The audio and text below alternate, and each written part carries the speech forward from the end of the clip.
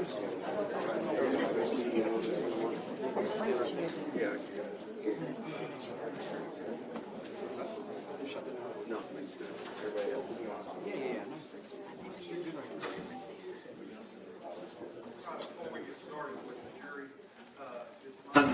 that the defense has a motion that you wish to present, Ms. Anderson?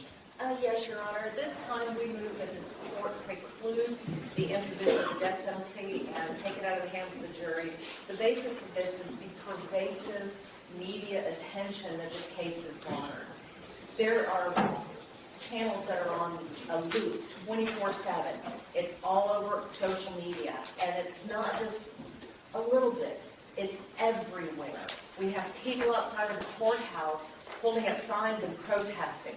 We have people online that have created false narratives. That they're flat out lying about what is happening in this courtroom. And I know that this court has given instructions to the jury, and I just don't think it's enough because this media attention has been so widespread. It is impossible for Tanner to get a fair trial in violation of the 5th and 14th Amendments and also in violation of the Texas Constitution. This case isn't just local. It's not just statewide. It's not national. There are international newspapers writing stories about it. And so with all of that media attention, our team has received death threats. Our witnesses have received death threats. Our client has received death threats. And so what we're asking the judge to do, and what we're asking you to do, is to preclude the death penalty in this case, because that's the only thing that can remediate the publicity that they have. And the reason that we're asking that is, put yourself in the jury's position. You know that this case is international news. You know that this case is a hot topic. You know that this case has raised such passions that it results in death threats against the defense team. You know all of this. Now imagine you as juror going to church on Sunday, and the person sitting next to me, or sitting next to you, says, I knew you're on jury duty. How'd that go? You were gone for 5 weeks. You must have been on that case. I can't believe you did X, Y, Z. So in taking away their ability to sentence them to life without repercussions from society and from their friends and from their community, that is the only way that Tanner can get a fair trial in this case. The court daily, even though it's not in the record, the court daily has admonished the jury in the jury room to stay away from media. To the point of last week, I didn't tell the lawyers this, one of the jurors asked me, is the case still getting a lot of attention? So based on that question, I am satisfied that the jury has been following my instructions to stay away from the media. Your request is denied. The jury is present. Are both sides ready for the jury? Ready. Defense? Sure. All right, let's go.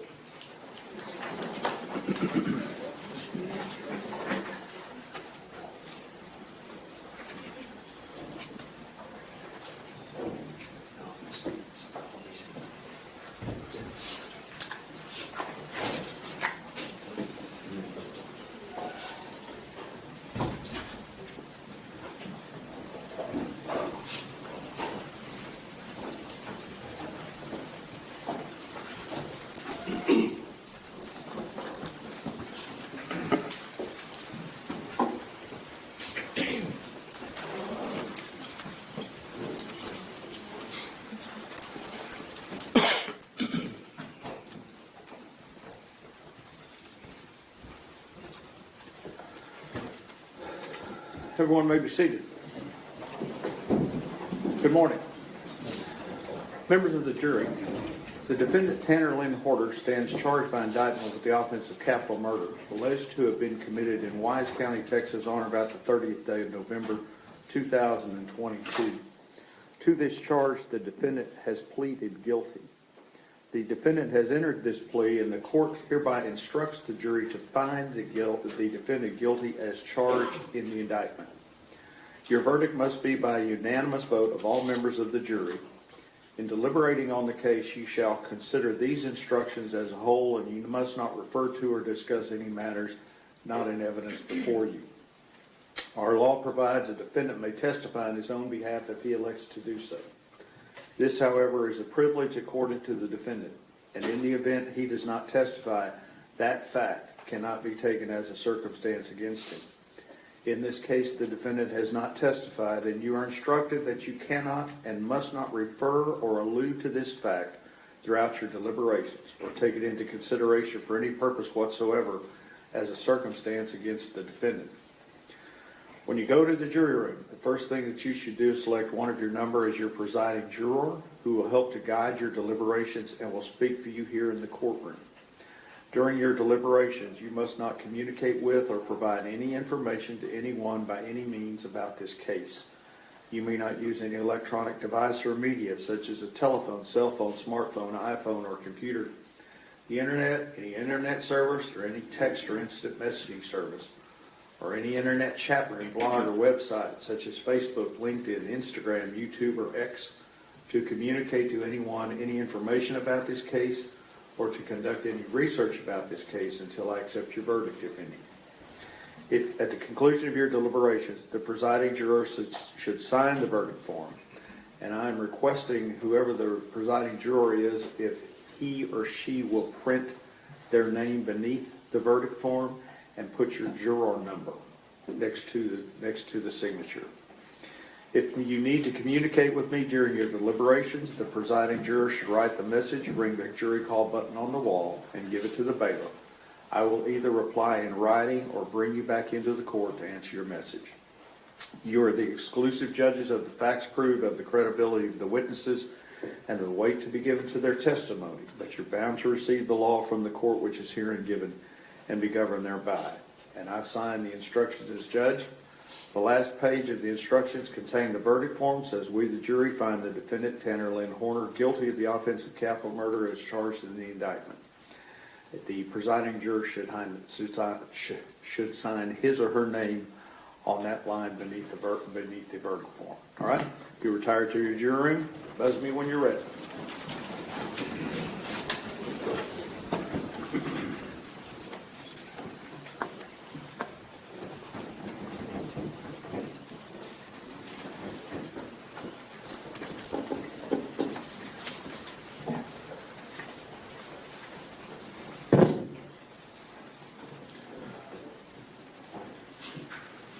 All right, we'll be in recess for a few minutes. Yeah, Fritz.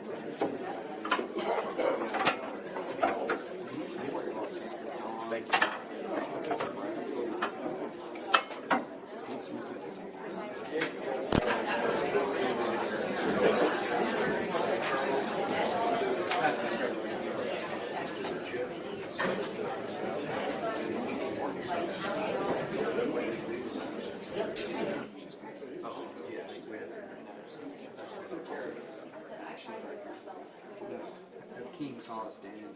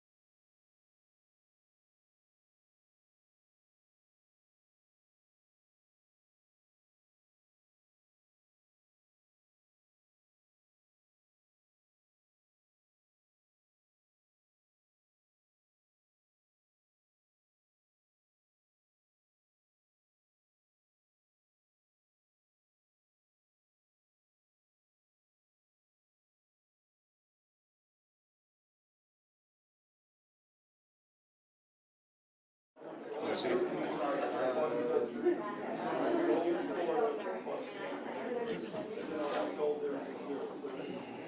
He's wearing a white shirt. And his cheek doesn't wear a white shirt.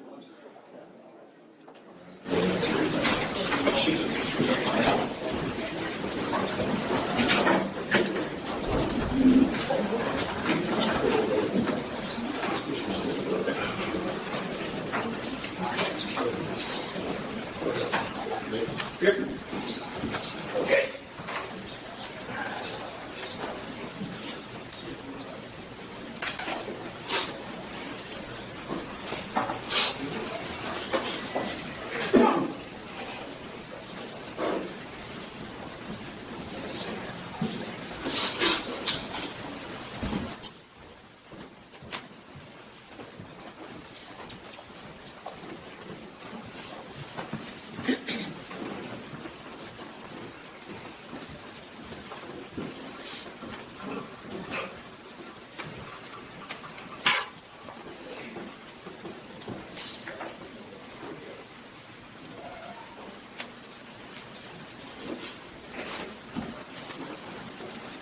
Everyone may be seated.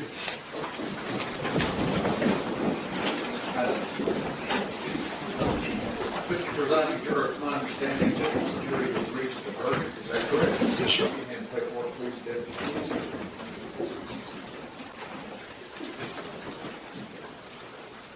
Verdict says we, the jury, find the defendant Tanner Lynn Porter guilty of the offense of capital murder as charged in the indictment, and it is signed by the presiding juror. Does either side desire to oppose it? No, sir. All right. Members of the jury, I will now read you the instructions on punishment. Lawyers will then make their closing arguments. At the conclusion of the closing arguments, you retire to your jury and begin your deliberations on punishment. Okay? Members of the jury, the defendant, Tanner Lynn Horner, has been found guilty by the offense of capital murder. Therefore, it now becomes your duty to determine the punishment to be assessed against the defendant. Punishment for the offense of capital murder is by imprisonment in the Texas Department of Criminal Justice for life without parole or by death. In order for the punishment to be assessed, two special issues are being submitted to you. Before answering these special issues, if you can, you will consider the following instructions. It will not be proper for you to arrive at your answers by luck, chance, or any other random method. Your answers, if any, must be arrived at by a full, fair, and free exchange of the opinions of each individual juror. Each of you must decide the case for yourself, but only after an impartial consideration of the evidence with your fellow jurors. Do not give up your honest beliefs as to the weight or effect of the evidence solely because of the opinion of your fellow jurors, or for the mere purpose of answering the special issues.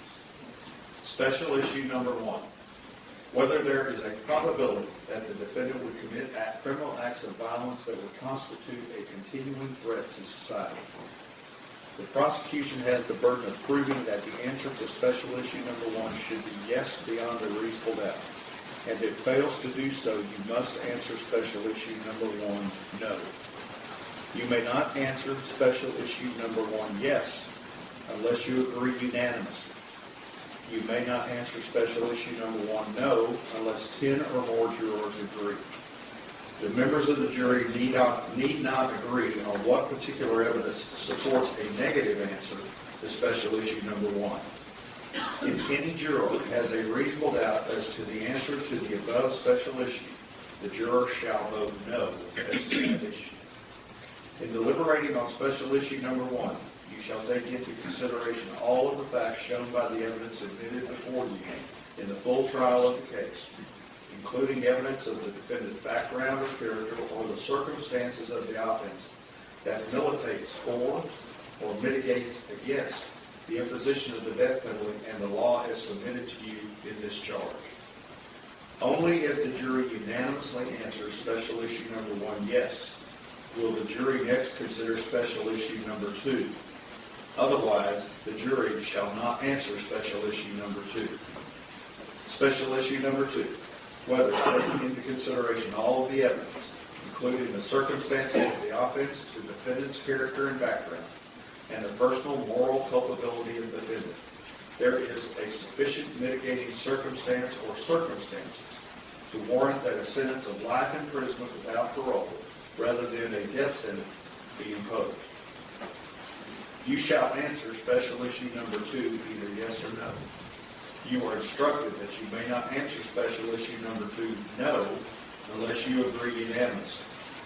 You may not answer special issue number 2, yes, unless 10 or more jurors agree.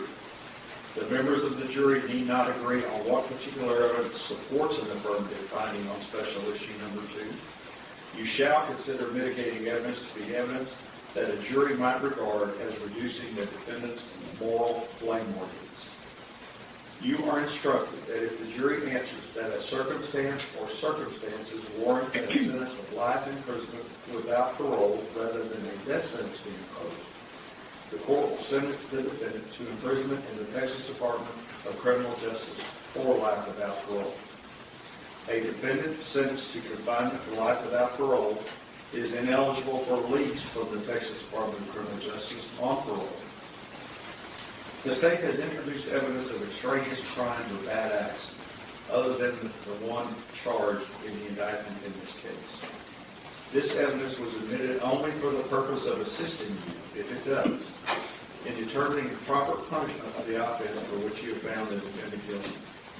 You cannot consider the testimony for any purpose unless you find and believe beyond a reasonable doubt that the defendant committed such other acts if any. Our law provides a defendant may testify on his own behalf if he elects to do so. This, however, is a privilege accorded to the defendant, and in the event he does not testify, that fact cannot be taken as a circumstance against him. In this case, the defendant has not testified, and you're instructed that you cannot and must not refer or allude to this fact throughout your deliberation, or take it into consideration for any purpose whatsoever as a circumstance against the defendant. You have heard evidence that the defendant made an oral and recorded statement on December 2nd, 2022, and on December 7th, 2022.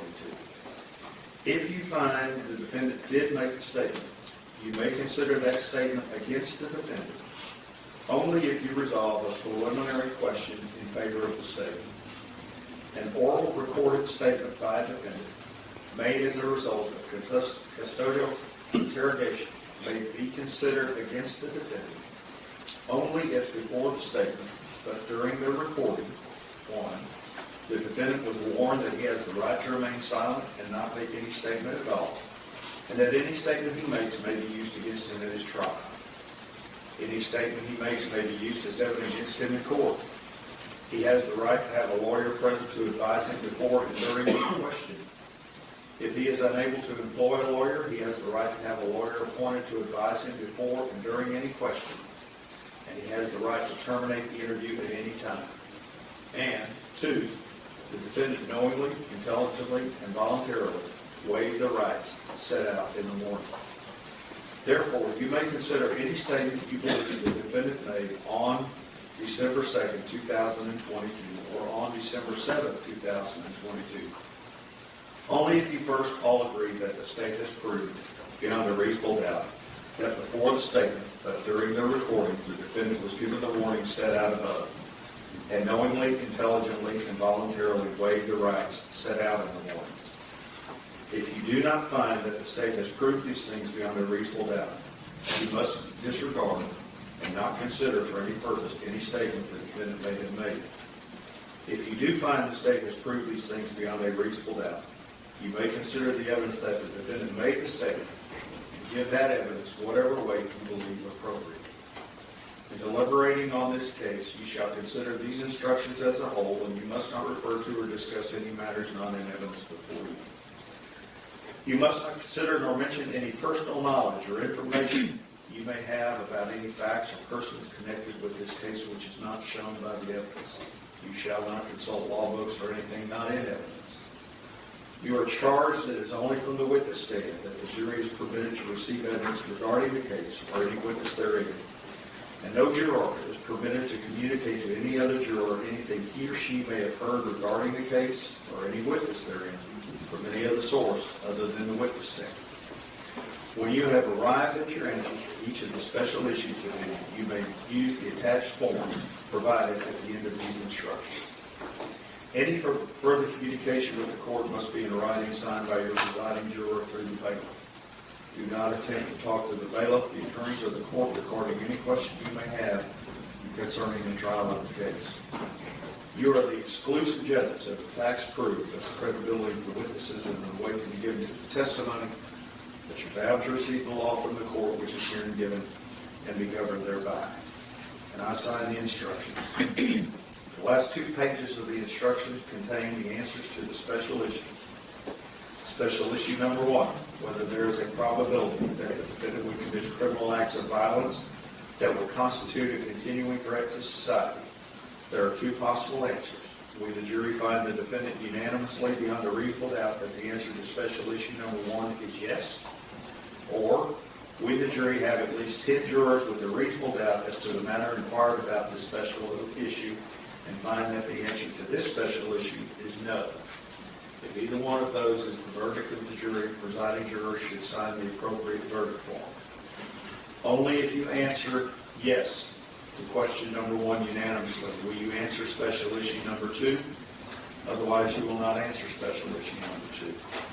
Special issue number 2, whether taking into consideration all the evidence, including the circumstances of the offense, the defendant's character and background, and the personal moral culpability of the defendant, there is a sufficient mitigating circumstance or circumstances to warrant that the sentence of life imprisonment without parole rather than a death sentence be imposed. Again, there are 2 possible answers. We, the jury, find the defendant that the answer, unanimously find the answer to special issue number 2 is no, or we, the jury, have at least 10 jurors that agree the answer to special issue number 2 is yes, and find that the answer to this special issue is yes. The presiding juror should sign his name on the space beneath the appropriate verdict form. Mr. Staple. Thank you, Your Honor.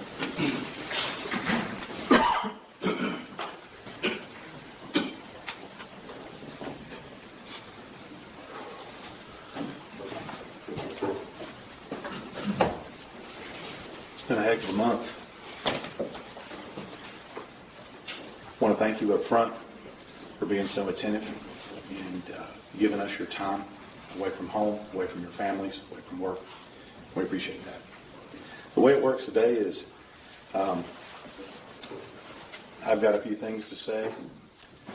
The defense will have a few things to say, and then I will finish, and you will get the charge of the court that the judge just read you. I'm not going to go through all the evidence in the case. I don't have enough time. The judge gives me an hour, and then I get the hook, so to speak. But I do think there are some things that are important. And this is the number one thing that I think is most important right here. This is what's most important. This is why we're here.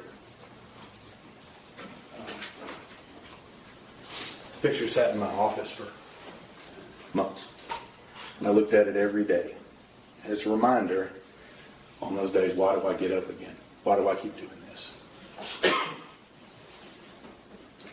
And this picture was taken, she didn't know she only had 4 days left to live. So that picture was taken. When that picture was taken, I didn't know that 6 days after that, I'd be talking to my sheriff, and you heard from him, a former Texas Ranger, a fairly grizzled veteran of law enforcement, that I'd be sitting there with him and not a dry eye between us. I knew then that I would be here in front of you. But why are we here? We're here for her. We're here for her memory, her voice, a little bow on her head, smile on her face, love in her heart. That's why we're here. She can't see justice. We're here for her. When you all got qualified and we went through the whole process, we talked about a lot of things. And one of the things that I think we talked about is the death penalty, and a lot of people are reluctant on that, and we should be. And it should be used in only the most extreme cases. Now, those cases, intentional, cold-blooded, planning, or premeditation. Victims that can't help themselves. Children. Cases where the victim is sexually assaulted prior to their death. Cases where there's no mercy shown to the victim. Cases like this. This is what, and the reason why that Texas keeps the death penalty here. This is why. This is the type of case. And I'm going to tell you, Tanner Horner is proof why parents hug their children a little tighter. He's proof of why children are nervous to go play outside. He's proof of why there's evil in society and we can never turn our back. Now, 2015, May 23rd, Athena, she was born. 18 days from today, she turned 11. 18 days.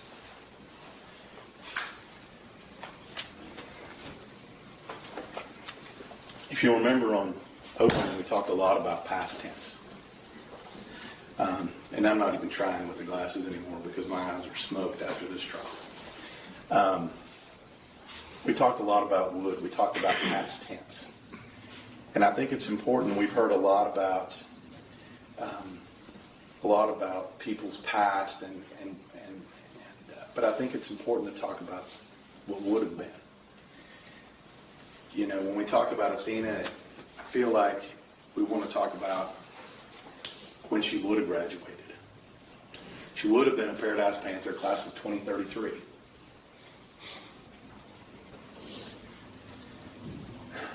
She would have celebrated her birthday party in 18 days. And I can promise you there would have been an overload of pink. That's all would. Okay. The other questions we look at is the future. We look at, when you look at it, you ask yourself, who would she marry? Who would be her first boyfriend? Real boyfriend. Some things that I thought about is what kind of shoes would she wear under her wedding dress? Those things are important. Who would she marry? Right? What kind of job would she have? That's what's important here. Her future. And the fact that Tanner Horner cut that short. Brutally cut that short. So that's why we're here today. Tried to do all this by memory. It just doesn't happen. We've been here 5 weeks now. It just doesn't happen. So the big thing here is this case is going to require a tough choice. We all know this.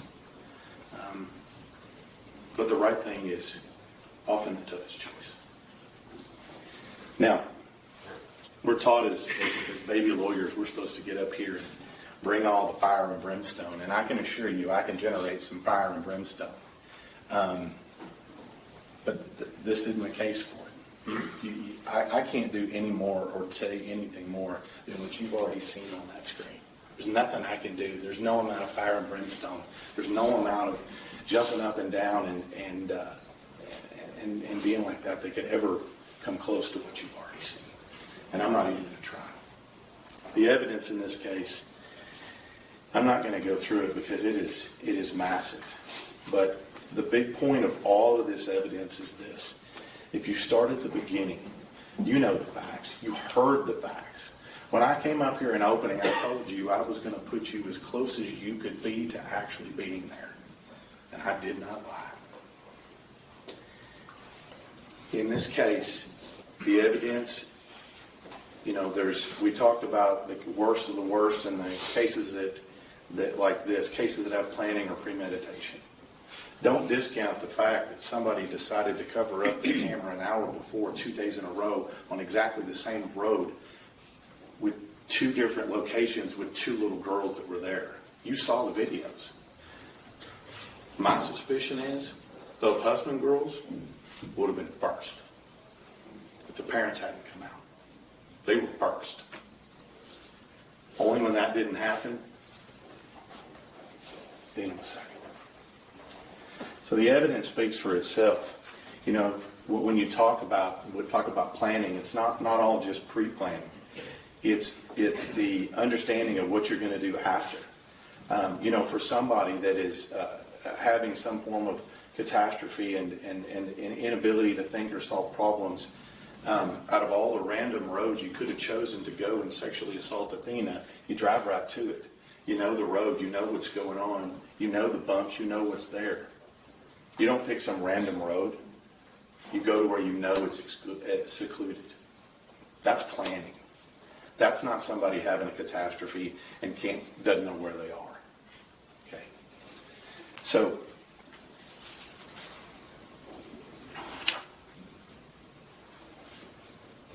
we know what he wants. We know because you heard it. One. Judge, can we approach?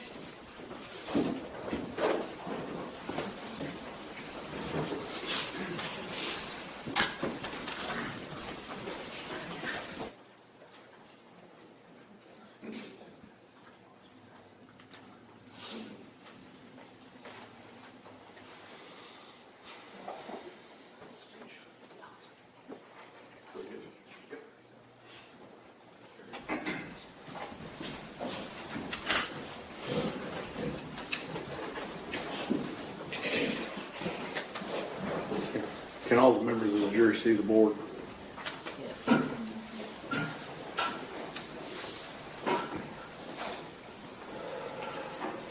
Courtroom's a little small.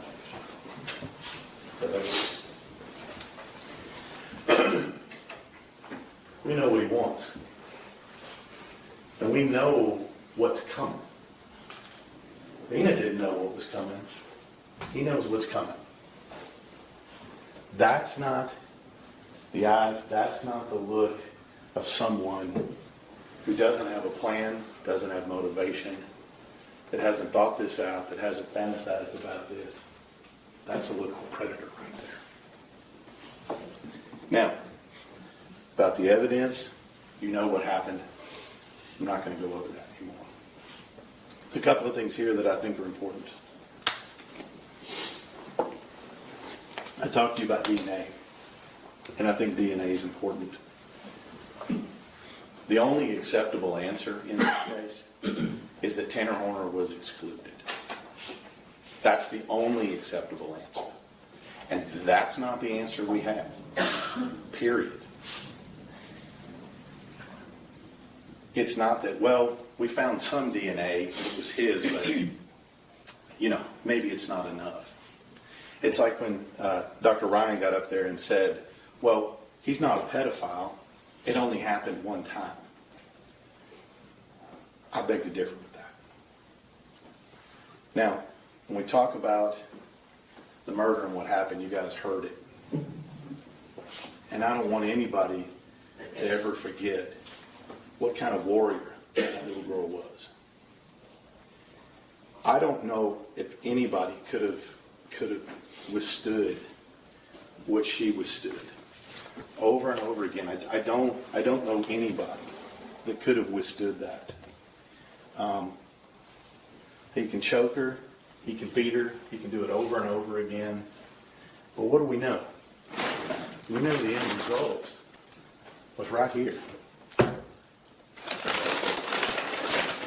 This is what it took.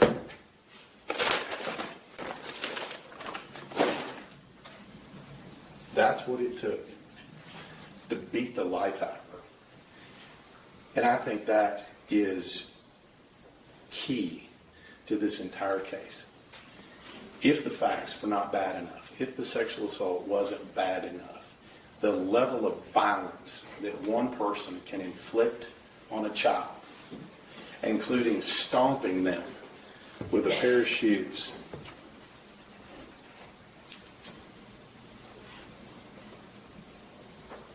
and I wonder where that tread-like print came from anymore, because we know.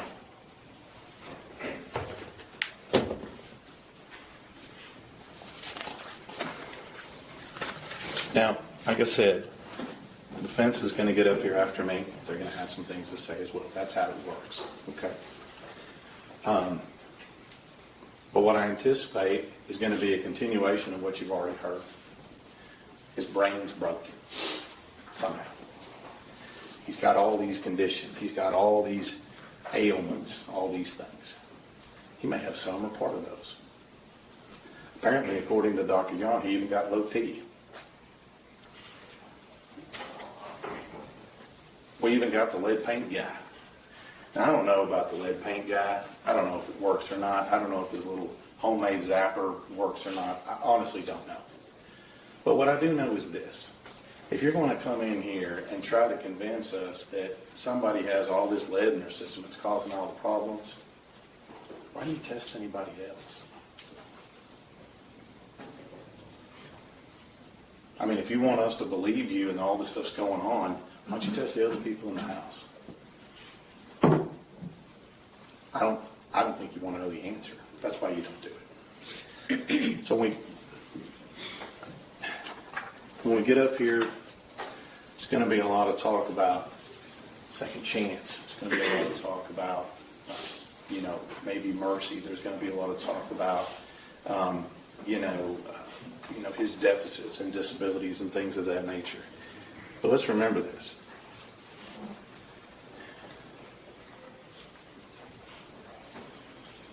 Everything they're telling you is an excuse. You know how I know it's an excuse?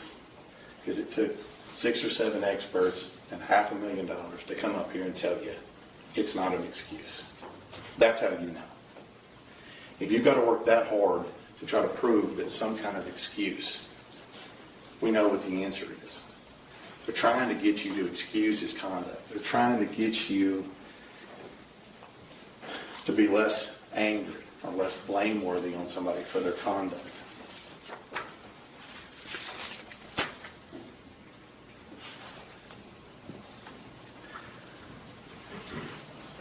I submit to you the truth and the facts and circumstances are what's most important. What he did is most important. Now,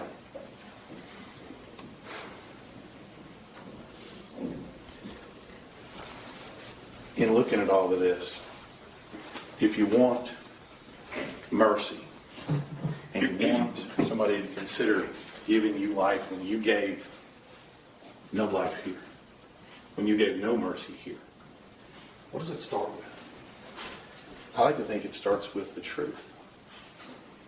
I like to think it starts with not lying. I like it things to start with, if you have experts and you're being interviewed, not continuing to fabricate stories, not continuing to lie to you, not continue to try to cover, not continue to try to shade this or change the narrative. I think that the difference between wanting mercy and earning it are two separate things. So, now,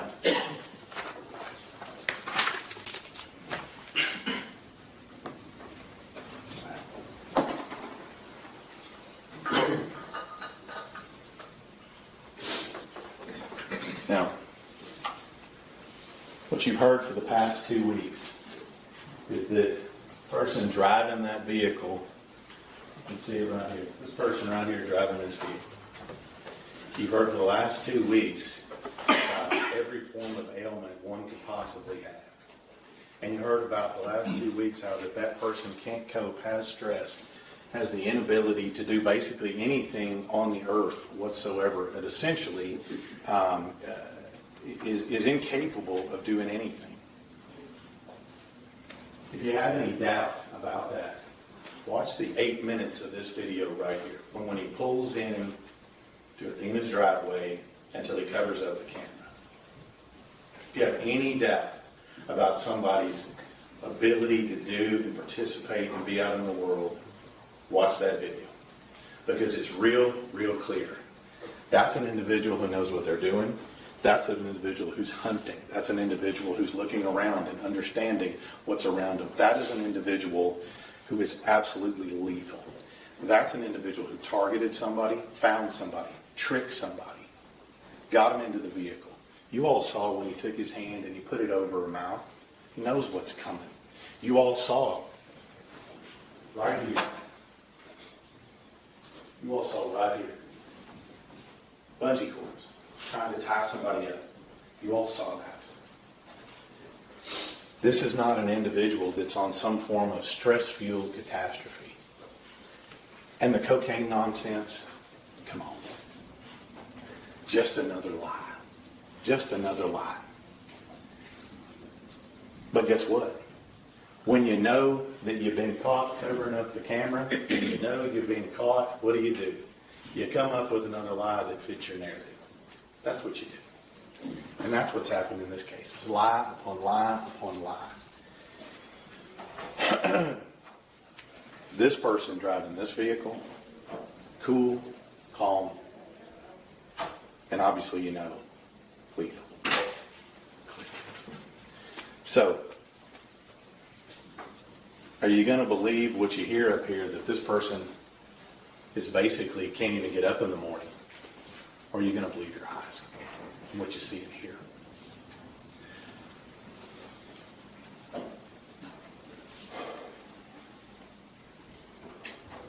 The only sentence in this case that gives justice to her is answering those two questions. Yes and no. Thank you, Judge. Mr. Goble.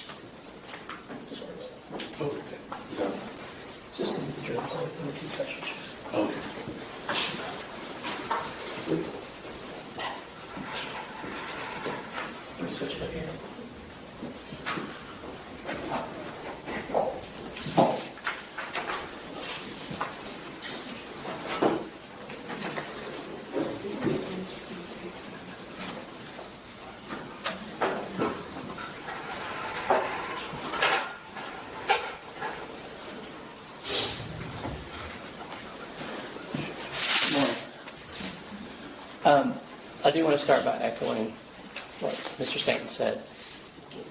This jury, I think about every one of you, said something to the effect of, you didn't really want to be here, but if it was your civic duty, you would do it. And I appreciate you all showing up every day, attentive, punctual. It was hard to pay attention to everything. I know we put on a lot. And not every jury does that, frankly. And you all have been really impressive, and I appreciate it. Now, you already did the first part, rendering the verdict that he's guilty of capital murder, according to his plea. That means he will spend the rest of his life in prison. We know that. The prosecutor gave you the list of different charges. Whether or not that gets a death penalty is not about comparing different capital murders. It's not about whether comparing what happened to Athena to a mass murder, or to the murder of a police officer or a judge or anything like that, and which is worse. We've already told you that Texas law is always satisfied with life without parole for a capital murder. This case, any case, the worst case you can imagine.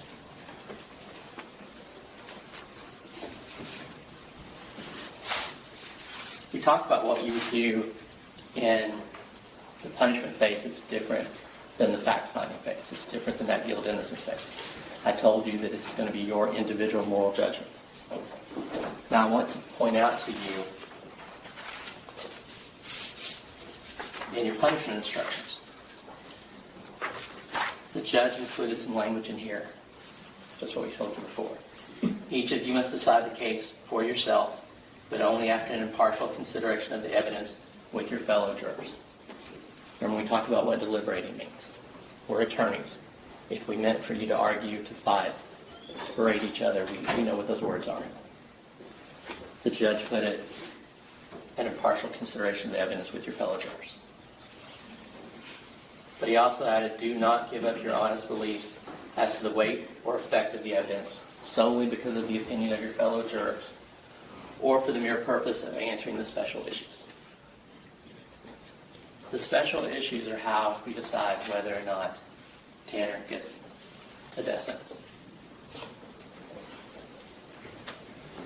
I am completely satisfied that all of you took your oath and meant it.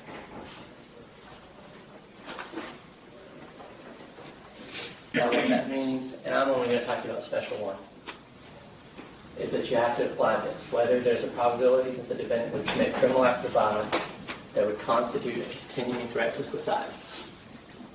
And Susan or I explained to each one of you when we talked individually that this is where that individual moral judgment comes in, that you're going to define what these terms mean, what a probability is, what a criminal act of violence is, what continuing is. And I know the prosecutor and a lot of you gave you some suggestions that could be ongoing for continuing acts of violence, could be something, assault, things like that. But that's ultimately going to be up to you. We did talk about society being prison, a more secure society than any of us live in day to day. And I'll get back to that in a minute. But remember, this proof has to be beyond a reasonable doubt. So I told you before, I gave you the sample. All that language is still here. Prosecution has the burden of proving that the answer to special issue number 1 is yes, beyond a reasonable doubt. Frankly, they spent their 2 weeks proving the case that he pled guilty to, talking about lying and waste of resources. They didn't put on any evidence that Tanner Horner is going to be a continuing threat to society in prison. Nothing.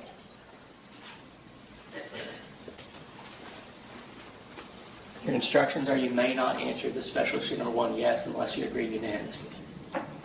You may not answer it no unless 10 or more jurors. We went over that, 10, 11, or 12 to answer the no. But I just read to you, you're not to give up your individual moral judgment. That's what you need to bring back to the courtroom.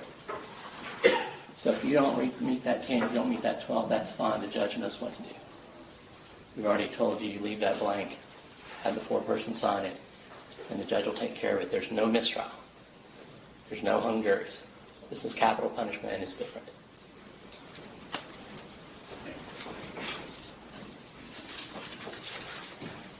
I do want to talk a little bit, even though Tanner did plead guilty, I do want to talk a little bit about the prosecution's case. He told you his theme was lying. Brought it up again. There's nothing about lying on here. Frankly, go back to creation, lying was humans' first reaction to getting caught doing something bad.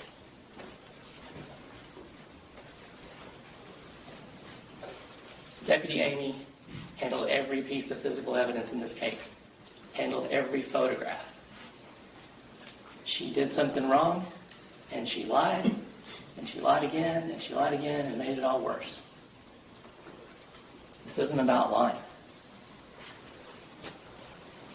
Ranger Espinoza told you he lies as an interrogation technique. He lied in this case to get the information he wanted. This case isn't about lying. You don't get the death sentence for lying.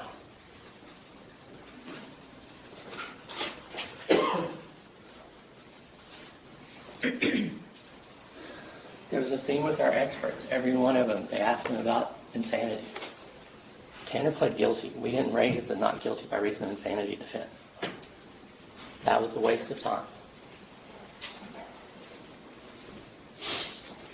They argued that Tanner wasted resources. But they played through that December 7th video. Now, had I been his attorney on that date, I would have wanted to be there. I don't think it's right that you interrogate somebody after they have an attorney appointed for them, or when they're asking for an attorney. But they did it anyway. And what he did was offer to plead guilty, to plead no contest, to accept a minimum of life without parole. And he wanted out for Christmas, and they mocked it. He wanted out for Christmas with his son, and they made fun of him. Like that wasn't reasonable. He could have been out that day if he'd had cash. He had a bond. Him going home for Christmas was not unreasonable. Beginning a negotiation with an offer and an ask is what happens every time. Most cases in America don't go to trial. They're pled out. Now the answer can be, no, we want you to plead guilty. No, we're not going to agree to a lower bond. That's what negotiation is. Frankly, if you go to buy a house tomorrow, you're going to make an offer of what you're willing to pay for it, and you're going to ask for the refrigerator, or for closing costs, or for something else. And the other party may say no, and you may still end up buying the house. This case could have been over in December of 2022. No one took it seriously. I don't even know if it went to the prosecutors. Definitely didn't get to a judge. That wasn't ridiculous. Now, yeah, you've seen his videos. Everything Tanner does is off. So maybe they didn't take him seriously because when he made this offer, he sounded weird. Oh, of course we're not going to let you out for Christmas. He could have been out that day. $1.5 million bond. It's America. If he had cash, he would have been walking. So to mock him for it is frankly, it's ridiculous. I deal with a lot of clients that don't know how to negotiate. That's why the attorney should have been there. The other thing that's kind of frustrated me in this case is and I hate to belabor it, the kind of the misrepresentation of some of the evidence. Going back to the medical examiner's report, and you have all these reports. So if you're interested in any of them, you want to look at it, you can. Medical examiner testified and put in her report, the external genitalia, anus, and perineum are unremarkable. No trauma is appreciated on the vagina, or the vaginal labia, or within the vaginal wall. The vaginal hymen is present, intact, and unremarkable. No trauma is appreciated within the anus or the perianal skin.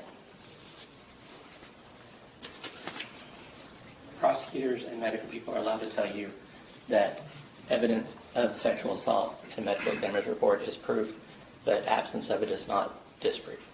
That's illogical, but that's how that is.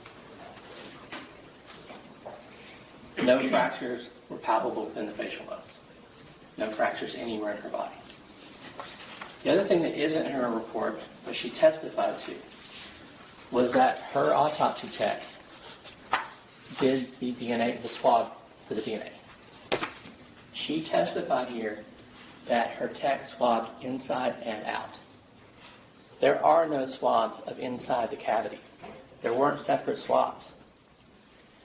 Why that matters is when you actually read the DNA reports, and I'm only going to bring up 3 of them because that's all that really mattered. There's a lot of reports that had DNA on his own clothes. Whatever.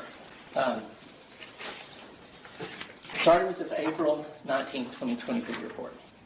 Casada testified to it. She had to do it within 90 days to see if this was a sex assault case or not.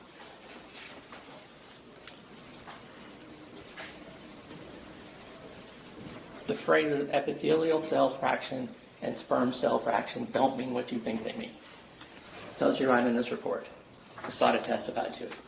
Epithelial cell fraction could contain semen. Sperm cell fraction can contain skin cells. The notations of epithelial cell fraction and sperm cell fraction are for sample tracking purposes only and are not intended to indicate the source of the DNA. This April 2023 DNA analysis, the likelihood ratio indicates support for the proposition that the suspect is excluded as a possible contributor to the profile. So this first DNA sample excluded, it was someone else's DNA. We also put in here, remember Casada testified to this, and I think Ferreira too. The only way to figure out if a sample is semen is to look under a microscope for sperm cells.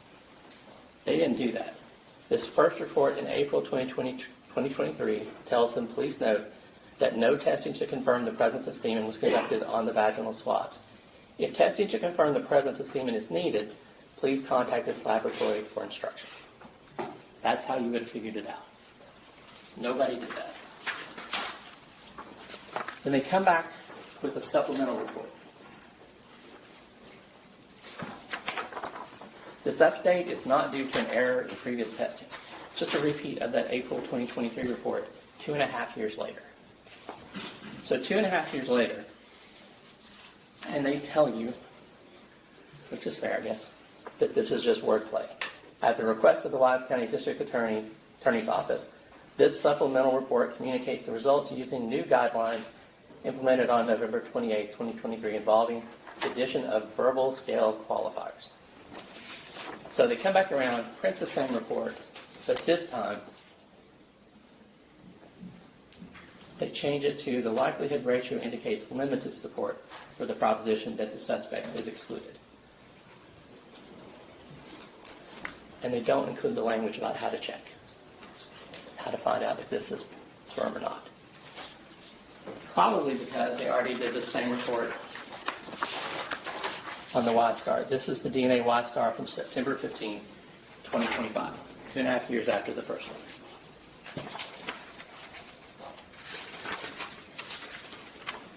Remember, Casada testified she didn't take those swabs. She's not saying it's epithelial skin or skin cells. She's not saying it's semen cells. The swabs were taken externally. Unfortunately, we know Tanner undressed Athena. Tanner covered Athena's mouth. This report doesn't tell us anything more than that. I had a brief discussion with Ms. Casada about how little DNA was there. It's an infinitesimally small amount. Every time it got brought up, I tried to object that these were somehow proof of sexual assault. They're just not.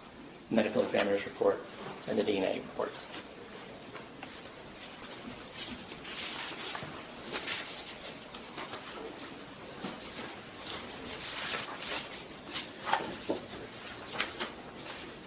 To the actual issue, whether or not he's going to be a continuing threat to society.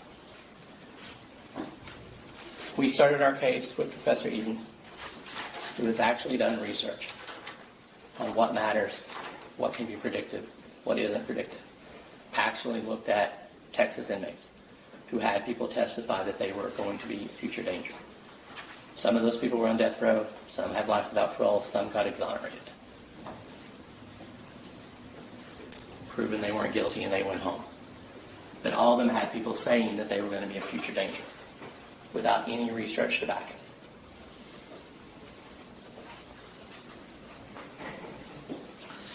Now, Professor Edens did say there are things that do matter. If you're put in prison the first time between 18 and 21, if you have a lower education, don't have at least a high school diploma or a GED. If you're a member of a gang, on the outside or when you get in, there's a higher likelihood that there's going to be violence. And if you've been to prison before, or you've committed violence while you're in prison.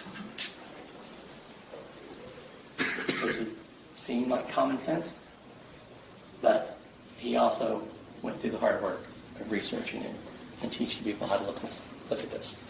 For Tanner, none of those apply. Tanner was 31 when he went to prison. Tanner is not the person you see on the news who's been arrested 31 times and released despite it being violent crimes. This is Tanner's first time. He has his high school diploma, not a member of a gang, obviously. 2 jails, plenty of people, female, male, volunteers, religious meetings. You've heard, obviously, every expert who brought up here, he went to visit them, transported for his brain scans, transported between the jails, transported to court. No write-ups with either group of people. No write-ups in either jail.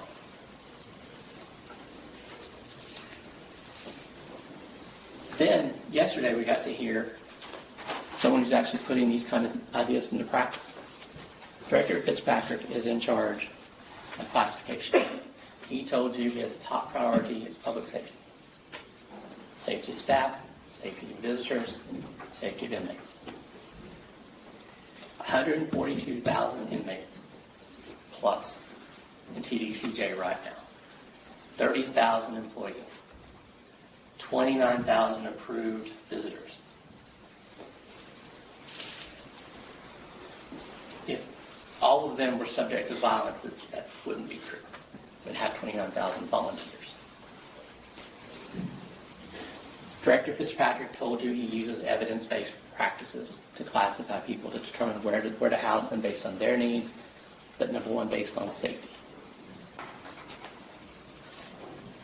Takes a holistic approach, looking at medical, looking at mental health, looking at history, criminology, trying to rehabilitate if there's drug issues, trying to do vocational training, do education, all those things that would hold you back and might bring you back to prison. Let 50,000 out, 56,000 in. He's thinking about that all the time. Individual treatment plans for rehabilitation. Complete medical and mental health workups before they do the classifications to know what they need, where they're going to need to be housed. 34 facilities that all have different ways to house somebody. There's a classification profile for each inmate that's constantly updated. Incentive program to try to make like parole is the only incentive. It's not. Where you're housed, whether you can work, freedom to move about. Those are all incentives. Remember I told you, yes, this is a society, but it's not our society. This society has 24/7 security. It has trained staff. It's appropriate screening for the visitors. I don't make it sound like they're walking around there. No, mass movement is when a group of people have a place to be, and they have to be moving to where they're supposed to be. Otherwise, individually, you have to have that path and be going where you're supposed to be going. It's not a free-for-all. And ultimately, their expert said they have a reasonable and effective way to house someone who's been sentenced to life without parole while ensuring the safety of the public, the staff, those visitors, and the inmates. Did have one point of contention. Tanner Strand testified. And I will tell you, I've had a lot of cases where someone was supposed to testify that was in the jail with my client. It's the first time it's ever happened. I'm glad it did. I found him interesting. But he disagreed with Director Fitzpatrick that there are predators and prey in prison. He said there are wolves and sheep. And to his face, he kind of had to describe his friend Tanner as an itty-bitty little baby lamb. He's trying to prepare him for what he's moving into.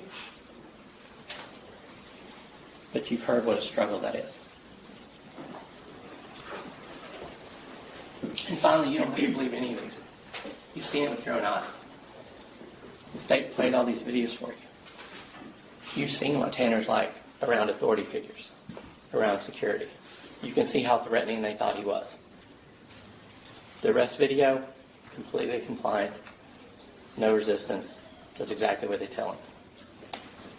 He asked about maybe moving his cuffs because they were uncomfortable. They just took his cuffs off. Don't worry about him. Standing there drawing on the board, they're standing right next to him. I don't even do that always with all of my clients because you never know. I have some that are dangerous. Tanner's not. They stood right beside him. Nobody was worried. They drove him around looking for Athena. No incidents. They put him in the front seat.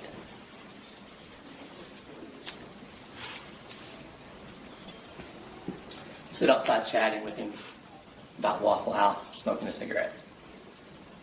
Nobody's worried.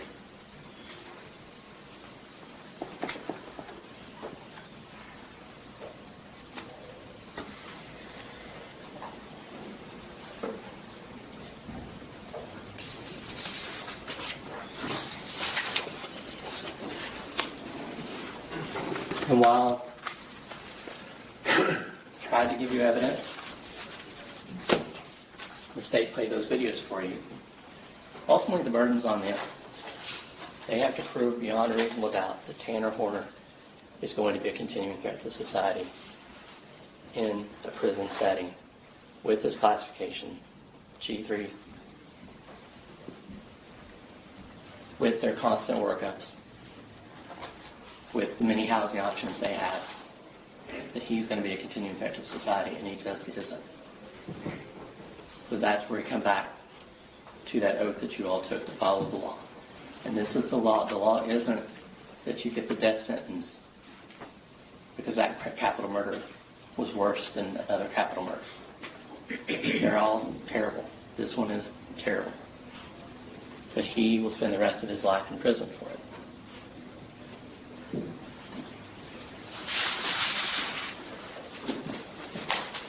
Sanders.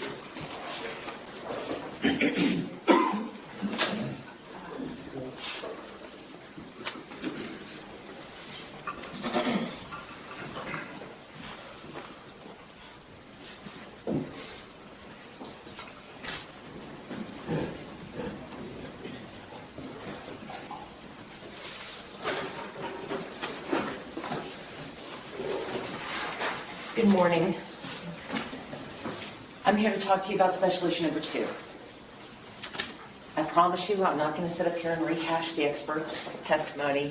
You have the reports. You have their notes. You heard what they said from the witness stand.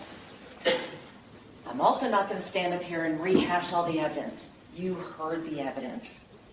And if you have questions about what the evidence showed, you have the absolute right to come, to knock on that door and ask the judge, hey, we have a question about that evidence. But when it comes to special issue number 2, we're talking about the mitigation aspect of it. And we only get to special issue number 2 if each and every one of you has decided that the state has proved their case beyond a reasonable doubt that Tanner Horner is a continuing threat to society. Only if all 12 of you agree will we even get to this part. But in order to understand this, in order to understand the importance of mitigation, especially in this case, you have to understand child development. Because understanding how a child develops is key to understanding the man Tanner is today, but also the person that was in that van on November 30th of 2022. Tanner's problems began before he was even born. And we know that child development begins in utero. So Tanner's mother drank alcohol heavily during that first 8-week period of her pregnancy. We also know that she smoked cigarettes. We also know that she smoked marijuana. And the result in this case was a diagnosis of fetal alcohol syndrome disorder. Now, FASD is a neurodevelopmental disorder that is characterized by emotional dysregulation, cognitive impairments, problem-solving abilities, and other issues. Now, how do we know that FASD is a valid diagnosis? It was supported by the testing. It was supported by imaging. You have the reports, you can read those. The fact that he was diagnosed with fetal alcohol syndrome disorder is uncontroverted.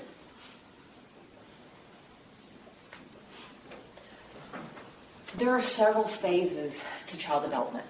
We know that it begins in utero, but once you're born, you have to learn to explore your own world. Now, where does this happen? When a child is born, their parents are the world. From your parents, you learn love, you learn safety, you learn security. But what happens to a child that doesn't have all of those? Now, again, it's undisputed that his mother loved him very much. But did she have the ability to provide security? Did she have the ability to provide safety? She didn't. During this crucial part of his development, rather than providing him that security and safety, what did his mother do? Left a 10-month-old child, baby, with a 10-year-old cousin to babysit. Not just for a few hours, not just late into the evening, but overnight, and for multiple days at a time. Now, the babysitter, even at that young age, realized that something was just a little off with Tanner. He wasn't like the other kids. One minute he was running around like the Tasmanian devil, And at other times, he would put himself in timeout and face the corner and be still. But the other thing she noticed is he liked to eat coins. She had to put him up on the shelf so he could not get to these coins. He loved to eat coins and then go to the bathroom, poop them out, and then try to fish them out and do it all over again. She had to hide the change because he was his own ATM machine. And that's important because, according to the experts, that was also indicative of ADHD. Also, during this critical time period of development, his mother was in and out of the picture all the time. We know that she had her own issues. We know that she was in and out of jail. We know that she was in and out of drug rehab facilities. But that impeded Tanner's ability to have attachments. And Dr. Brahms talked to you about the importance of having a parent with whom you can form attachments. She talked about how important it was to have a parent from whom you can learn your coping skills. She talked about the importance of having a parent who could help bond and shape their behaviors. We didn't have this with Tanner's mother. She's a brave woman in many respects. She was brave enough to recognize that she could not provide for her son in the way that she wanted to. She had the desire, she did not have the ability. So she did the most heartbreaking thing that I think a parent could ever do, and that is give up her son to her mother to raise. And that was a very brave thing to do because she knew that Tanner would be loved by the grandmother and would be safe while she went to go to rehab to get clean. She also knew that she had legal problems and spent a good time in jail as well. Socialization. It's the next phase of childhood development. Socialization occurs when children are learning, basically how to navigate in the world. And you look at it like when you're a baby and you're a child, again, your parents are your world. Your crib is your environment. You have the safety of the confines of your own home. And then you go to pre-K. And then you go to daycare. And your world changes. It's a whole new environment. You don't have that safety net of your mom sitting next to you. You don't have that safety net of your wubby around with you. You have new experiences, new people, new things coming at you from all over the place.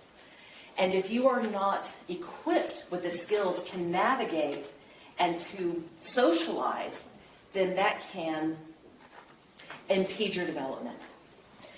So we know that his grandmother had enrolled Tanner into daycare, Miss Diana's.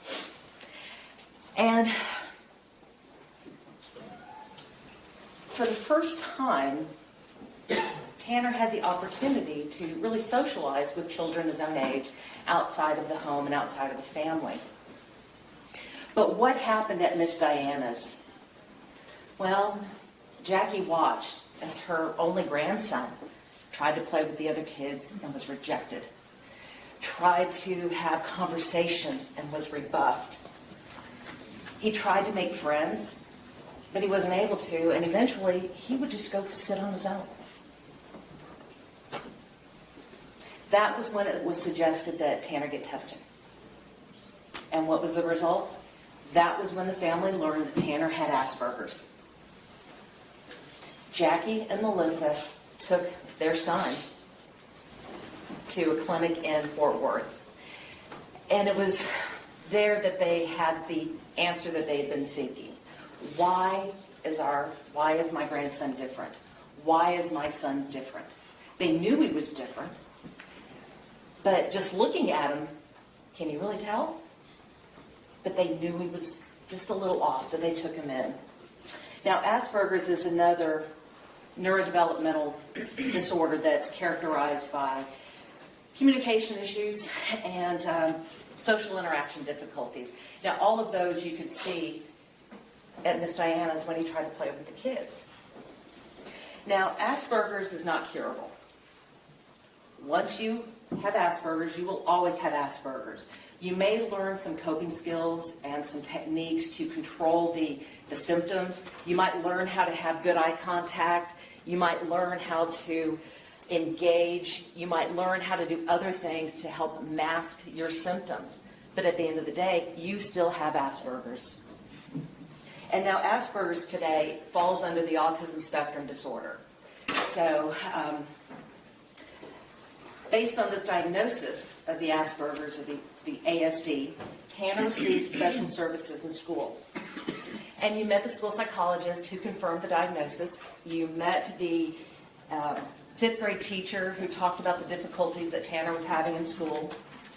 And you also met the speech pathologist who helped him. The next phase of development is what was described as the mastery of one's own environment. Now, mastery of your environment is the capacity to effectively manage and manage our lives. And it teaches us how to manage our surroundings. That's when we learn.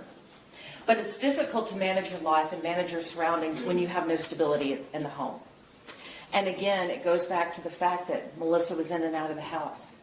Melissa had and had not custody of Tanner. He bounced between schools. He bounced between homes. He bounced between caregivers. He even bounced between rehab facilities with his mother. That is not stability. He moved out of the safety and security of his grandmother's home into a drug rehab facility. And where was his dad during all of this? Well, we knew that his father had legal problems. We knew that his father was an addict. We knew that his father was in and out of his life as much as his mother was, if not more. But during this phase of development, that was when one of the worst things that had happened to Tanner occurred.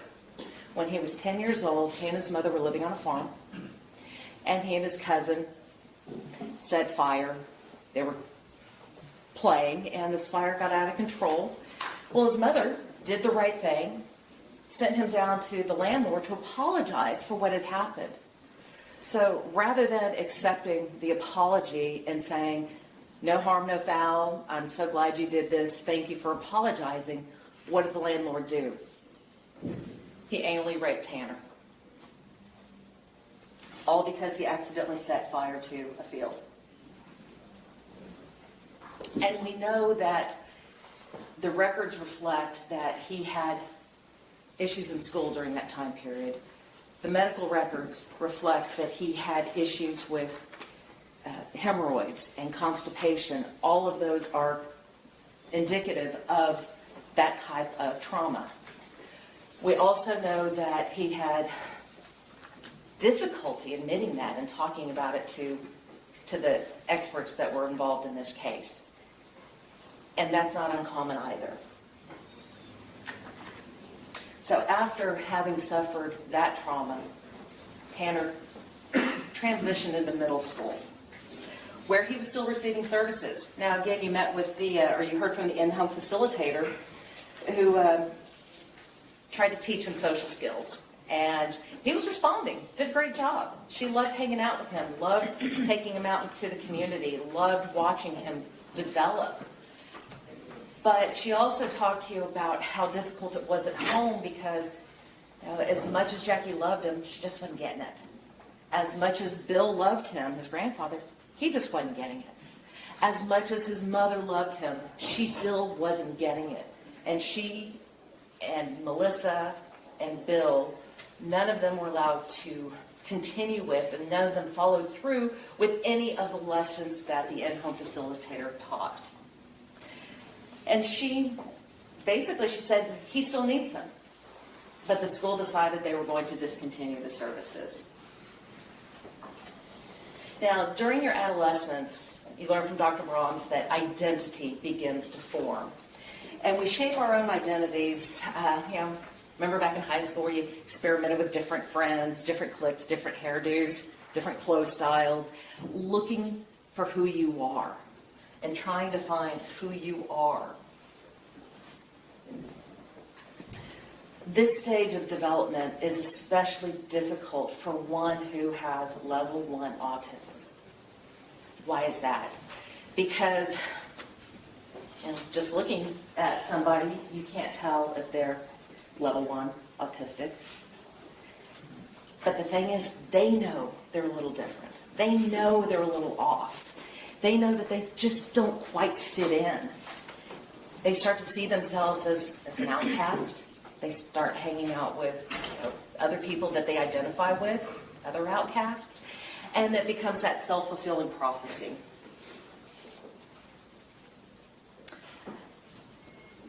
When we talk about identity, we have to ask ourselves, what is it like to be Tanner Horner? And Tanner described himself as being an android when everybody else is an apple. And he feels like a robot, but that defaults to human emotions. And that's important because it shows that he recognizes that he's just a little different, but so wants to fit in. The other thing that Dr. Brahms talked about was how important it is to have someone in your life during this critical phase that can encourage you, that can recognize your successes, give you that positive feedback that you want and that you need. He didn't have any of this. Again, he had a mother who loved him, but she was struggling with her own issues, the legal problems, the drug addiction, her own personal trauma. He had a grandmother who loved him, but she was also struggling with her own personal traumas, the traumas that she herself suffered, the traumas that were inflicted upon her daughter that she harbored such guilt for. She also had her own physical health to contend with. The last phase of childhood development that we learned about was emancipation into adulthood. And that's where we talk about where we have developed coping skills to become the integrated adult that we are. Now, what do we mean by an integrated adult? Well, that means that be able to absorb what is around you and take that in and make your decisions based upon what you've learned. No one at home taught him how to do this. He had no coping skills. His default became avoidance. He avoided everything. He deflected to music, to anime, to movies. And he never learned to deal properly with the stressors in his life. So we talked about interventions. And it's no doubt that Tanner had a lot of interventions. He had the speech pathologist during middle school. He had the content mastery teacher in high school. He had Beth. He had his fifth grade teacher helped him out. But remember what you learned is that if you don't continue with these interventions, use it or lose it. He didn't have anybody at home that could help him use it, and so you just kind of fall off. And it's also important to note that high school content mastery, it was available to everybody, and it really did work for him. It helped him graduate. Now, granted, he graduated in like the bottom 5% of his class, but he went on to graduate. After he graduated, things kind of drifted from band to band, from job to job, and then he met the mother of his child. They fell in love, moved in together, and they had a child. But moving in and having a fiance and having a baby isn't the same as settling down. They moved around a lot. They still had a lot of chaos in their lives. They bounced between her mother's house, his grandmother's house. They lived with friends. They had their own apartment, all these different things. So there was still chaos in the life. They also had financial difficulties. We know that the mother of his child was suffering from postpartum issues. She wasn't able to work, wasn't able to keep the house, wasn't able to do all the things that she wanted to do, except go out and party. And we know that that's what they did, even though they were trying to save money to buy a place of their own. So Tanner was trying to be the only breadwinner, keep his fiance happy, save up to get the place of their own. They never could seem to get ahead. They always had these issues. And then the car that they had broke down, so they had to get a new car. Kept rolling and rolling and rolling, and his boss came in and gave him $1,100. But that also added another layer of stress, because now Tanner had to work 6 days a week in order to pay that $150 a week back. When he took the job at FedEx, he thought that that would give him some stability in life. That's what he was hoping. And for a while it did. They still had the money problems, and they were working through all of that. But he had the root nasal. That's where he grew up. He knew those streets. He was able to do his roots without issue. And then his route got changed. Added another layer of stress. Another layer of stress that he was not able to cope with. When the route changed, the anxiety increased. New routes, new roads, new people, new routine. And that's what led up to this offense.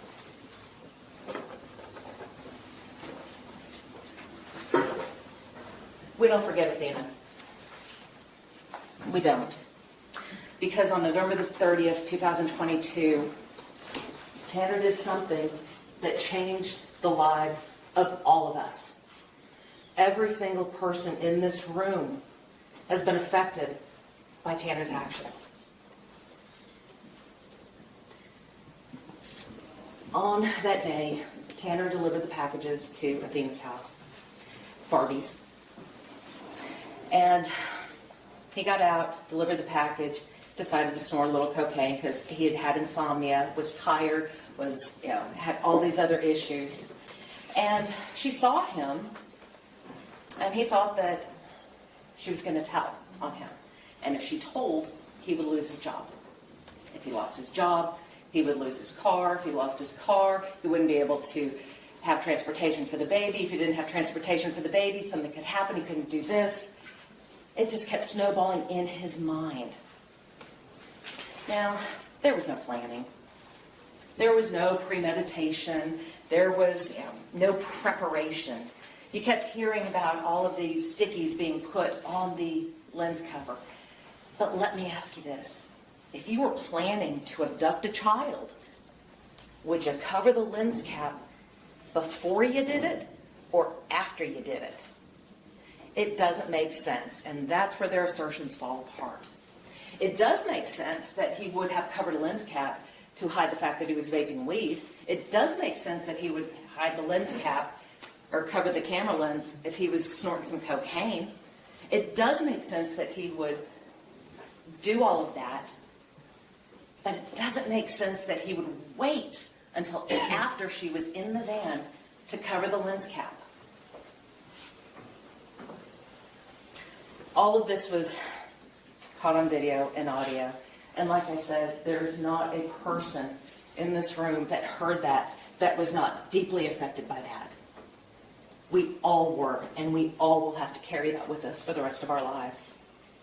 No one should have to go through what Maitland Gandy and Jacob Strand went through. No one should have to bury their child. And when a child is taken in the way that she was taken, it's natural for us to be angry.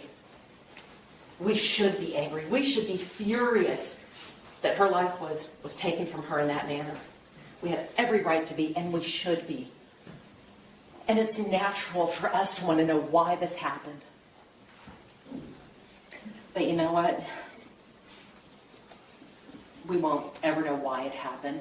It's easy to sit here and blame the autism, the lead exposure, the FASD, the ADHD, the mental health issues.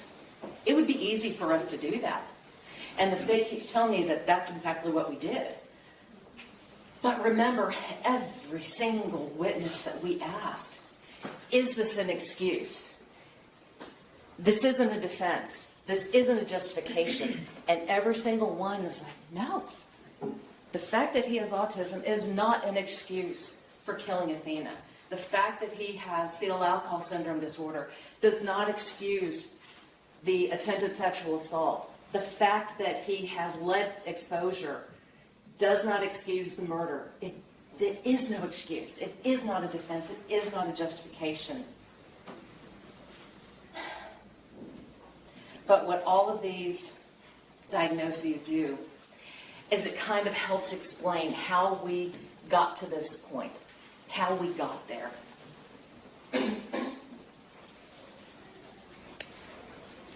Now, the state wants you to believe that unless you're sitting in a corner drooling all over yourself, you are not impaired. But every single expert in the field said level 1 impairment is still impairment. Mild is still impairment. Moderate is still impairment. You just aren't a little pregnant. You either are or you're not. You are not a little autistic. You are or you aren't. You are not just a little alcohol exposed. You are or you aren't. There is no, if you are, you are.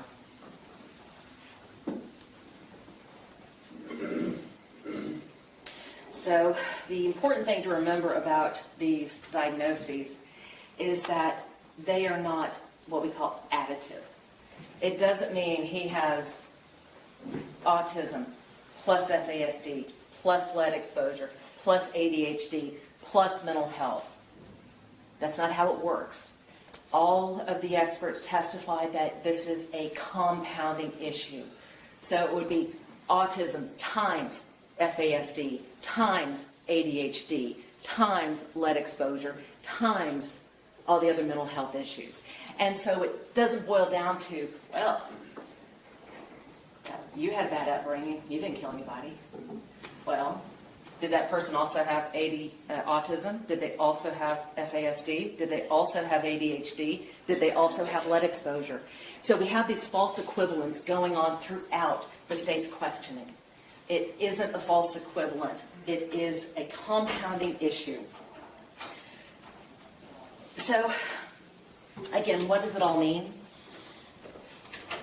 We know that Tanner had a history of catastrophizing. We know that.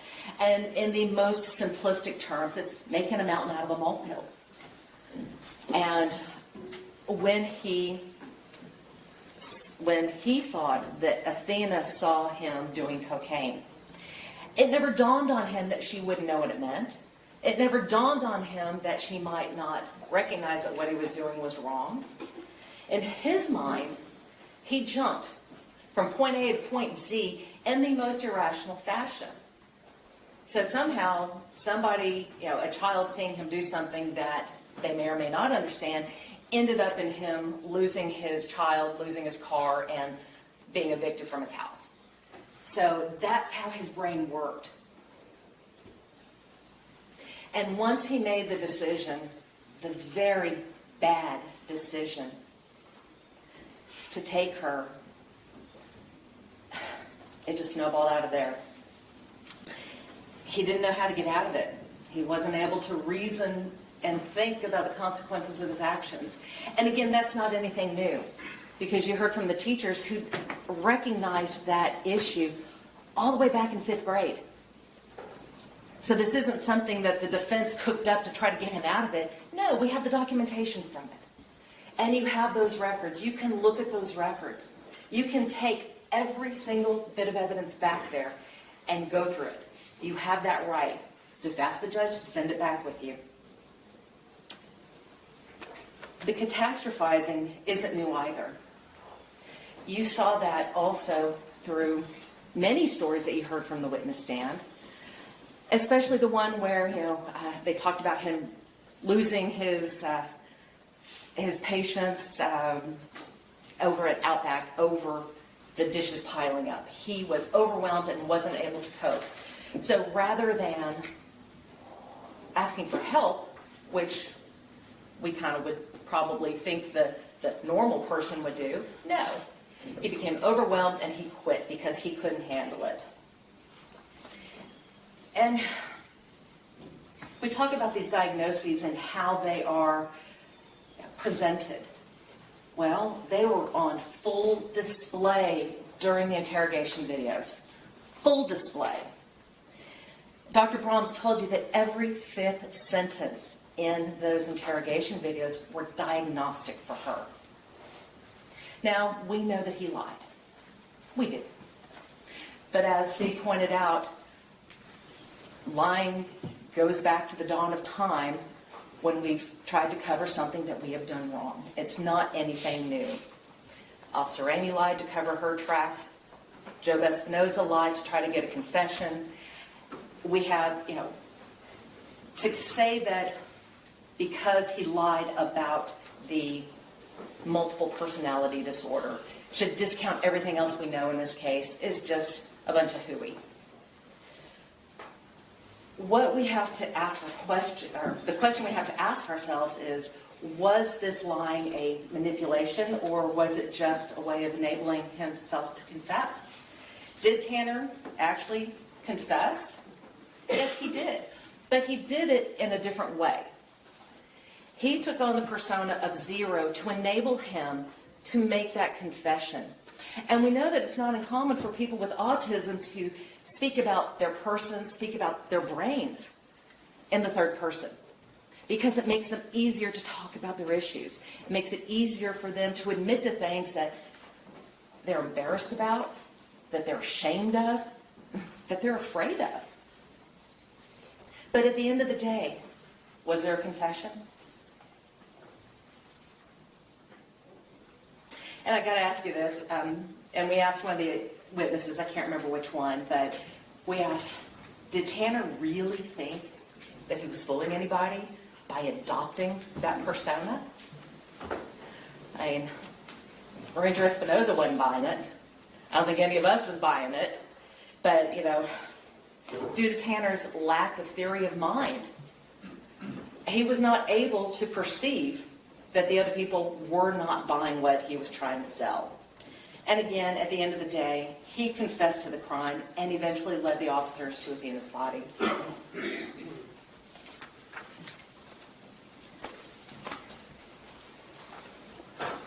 You have 5 minutes. Thank you.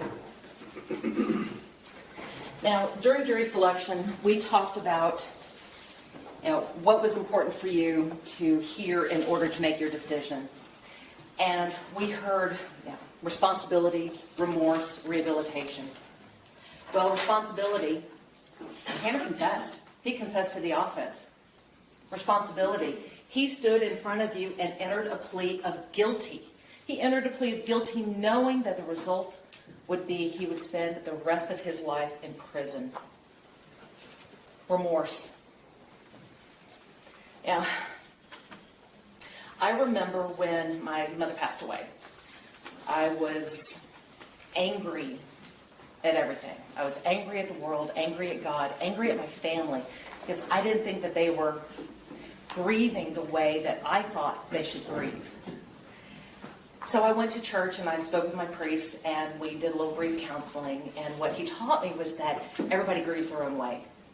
And it's right. If it's right how you grieve, it is right. It's the same thing with remorse. If we all show remorse differently. We do. And just because it's not shown in a way that you want it to be shown doesn't mean that it doesn't exist. And let me ask this question. How does a person with autism, where one of the characteristics is they are not able to express their emotions, how do they effectively communicate what those emotions are in a way that is satisfactory to the world around him? Well, you saw the remorse in Tanner. You saw it on the interrogation videos. Even Ranger Espinoza noted that, I see the remorse in you. I believe you're remorseful. You saw it in the suicide note that he wrote when he had nothing left to lose. And he had nothing left to gain at the time. He apologized to the family for what he did and expressed his regret and remorse. You saw it in his face when the video of the incident was replayed. Again, just because he may not express it the way everybody else does not mean that his remorse is not there. Rehabilitation. You heard about what he did in jail. You did. You heard about all of the courses that he took. You learned about the fact that he found God again and that he wanted to help his other inmates find God. And that was his new purpose. He reached out to Chicken and they started a Bible study. Even though they had to talk through the bean chute, even though they couldn't share their own Bibles with each other, they had that Bible study and it was important to him. The note that Chicken wrote him is in evidence. I encourage you to take it back and read it, because that was written by a man who wanted to express his gratitude for helping him find God again.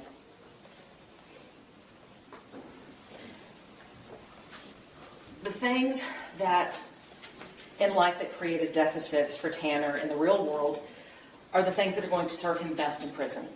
Structure, clearly stated rules. And we know that structure worked for him because it worked for him in school. You heard that from the teachers. It worked for him when he worked for Jason. You heard that from Jason. It worked for him in Wise County where he had no disciplinary actions. It worked for him in Tarrant County where he had no disciplinary actions. The only time when he didn't have the structure in his life, he flailed and he failed, and that's why he's sitting in the defense chair right now. You know, the decision to end another human's life is a deeply personal one.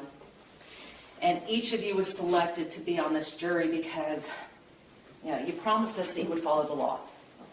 You promised us, you promised the judge, you promised the state, you promised us that you would follow the law regardless of where the evidence took you, regardless of your personal feelings. You promised you would listen to all the evidence and you would hold the state to the burden of proof. But now's the time for you to fulfill the oath that you took. And the state of Texas never requires a death sentence. Not in this case, not in any case, not even in the worst case you can possibly imagine. They're always satisfied with a verdict of life without parole. And you are going to be tasked with answering special issue number 1 and special issue number 2. Did the state prove beyond a reasonable doubt that Tanner Horner is a continuing threat to society? No, they didn't. In fact, evidence to the contrary, it's uncontroverted that he has adjusted well to jail life. It is uncontroverted that he has no disciplinary actions. It is uncontroverted that he has been allowed to have access to all of these people in the jail without incident. But if you answer yes, that only makes him eligible for the death penalty. It doesn't mean it is automatic. And that's where we get to special issue number 2. Mitigation is any reason for any one of you to choose life. And it can be individual for each of you. That's why we talked about your individual moral judgment during jury selection. You have the absolute right to pick and choose what is or is not mitigating to you. And if you have found something that is sufficiently mitigating that would warrant a sentence of life without parole rather than the death sentence, you have the absolute right to vote your conscience. You have the absolute right to have your voice heard. So when you go back in that jury room, what I want you to do is I want you to talk to each other. And y'all have been talking for like the last 5 weeks, and what's a little more talk, right? I want you to talk to each other about your lives, about your experiences, about the things that make you who you are. Talk about what you saw. Talk about your children. And then what I want you to do is speak up. I want you to speak up. If you have a reason to choose life, speak up. Because that is your right. Your truth is your truth, just like your other jurors' truths are their own truths. Honestly, I don't envy you. I can't imagine being in your position and having to make this decision that you're about to make. It's probably going to be one of the most important decisions you will ever make in your life, because you hold a man's life in your hands. And your decision, it'll define who you are. And are you going to be merciful? Are you going to be benevolent? Are you going to be vengeful?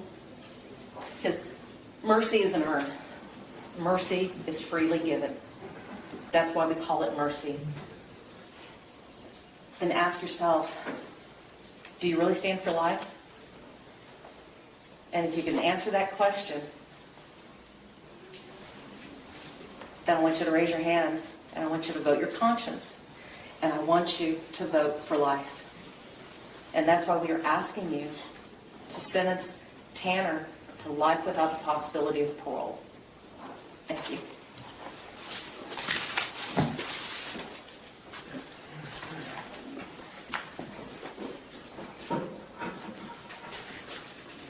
Mr. Staton?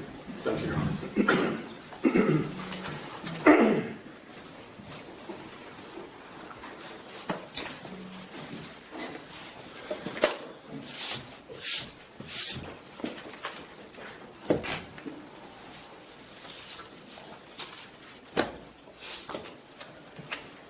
You know what else you hold in your hands? Justice. That's what you hold in your hands. And I want you to ask, was Tanner merciful? Was Tanner vengeful? Did Tanner show remorse? Nope. And I think that's important.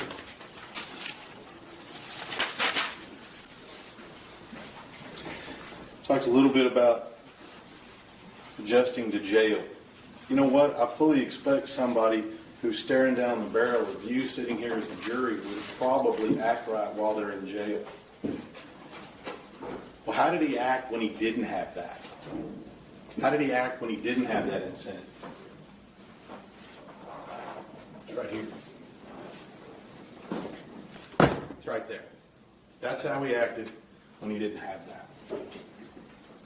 So, when you want to say he's rehabilitated, he hadn't had access to anybody else. And I believe giving him access to anyone else in life in prison is a mistake. He should never have access to hurt anyone again. Ever. Now, we talked about whether or not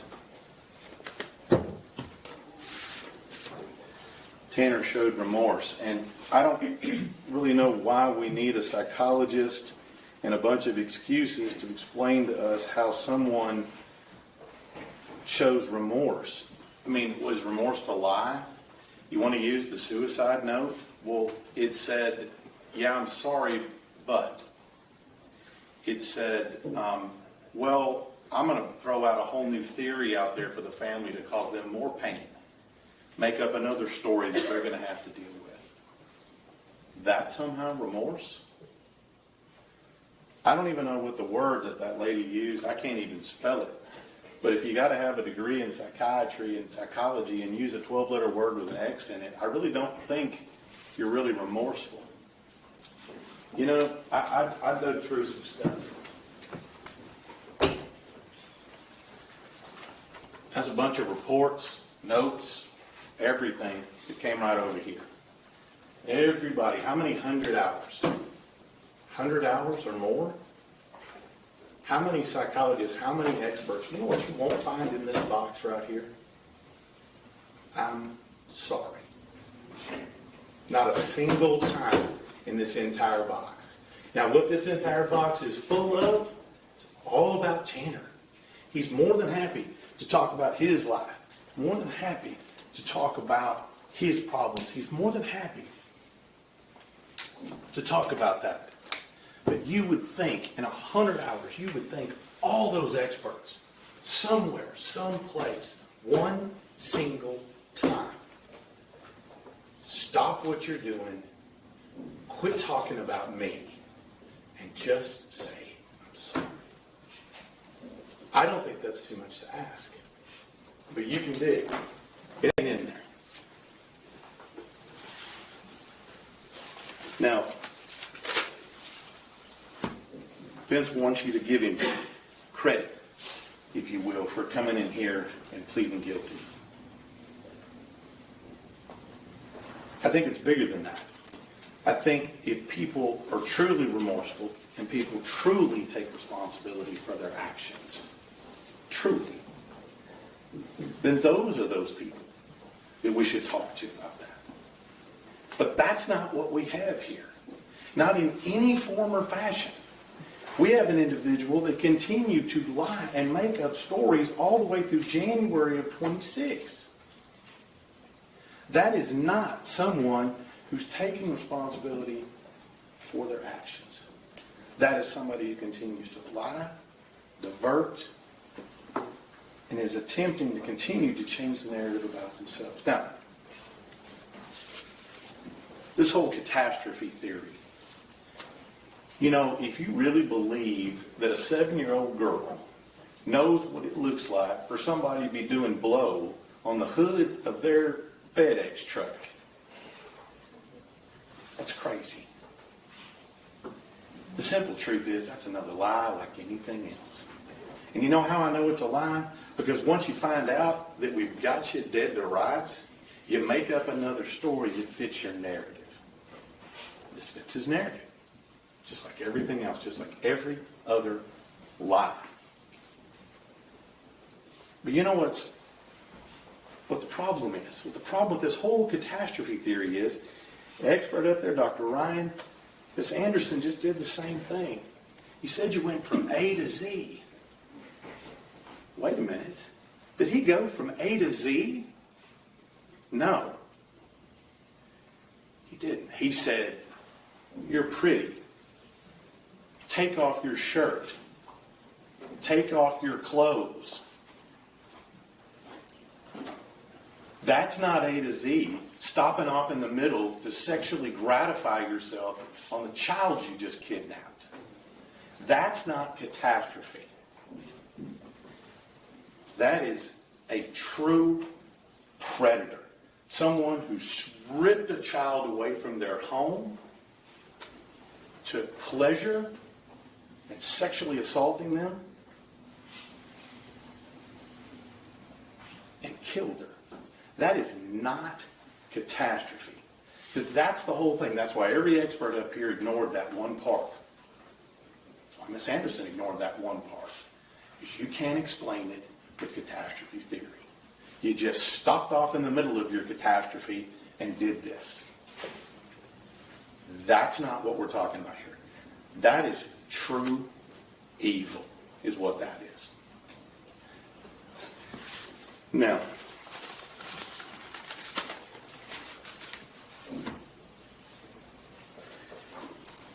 you know, we talk about these interrogations. I don't know how much nicer that Ranger Espinosa could have been. I don't know how much more friendly he could have been.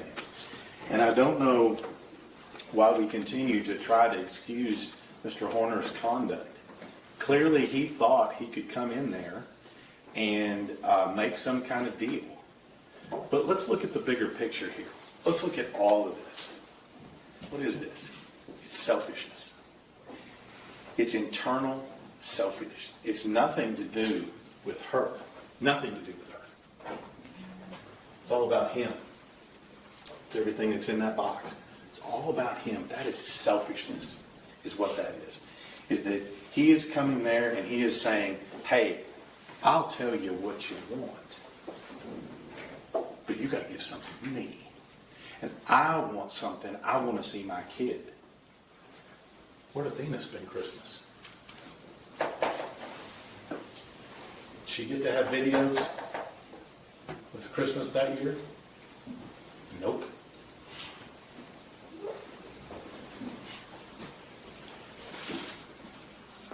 Now, we keep talking about excuse, and we keep hearing people tell me it's not an excuse, but I hear all of this stuff that's going on led up to this offense.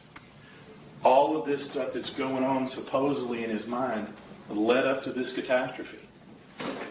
All of this stuff that's going on because he had stress from work. He had a change in routes. All of this stuff led to something else. That's simply saying, yeah, I did it, but, and that's the key. I did this, but hey, look at this. That is the definition of somebody trying to excuse their conduct. And I'll be honest with you. One of the things that really got me fired up in this case was There are thousands of people in the world. We know them. They're sometimes our friends, our family. Thousands of people in the world that have disabilities. Thousands of people in the world that are autistic. And they get up every day. They live their life. They work. They have families. They struggle. They succeed. And they fail.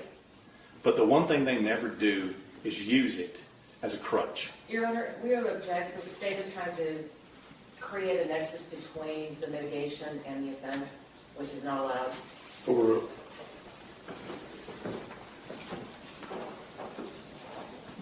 How much longer do we have a juror that needs to take a break? How much longer do you anticipate Pete? Not trying to cut you off. How much longer do I have? You've got about 25 more minutes.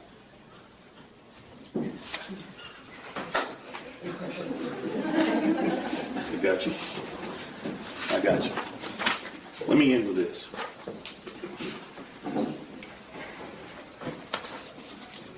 We talked about two things, future danger.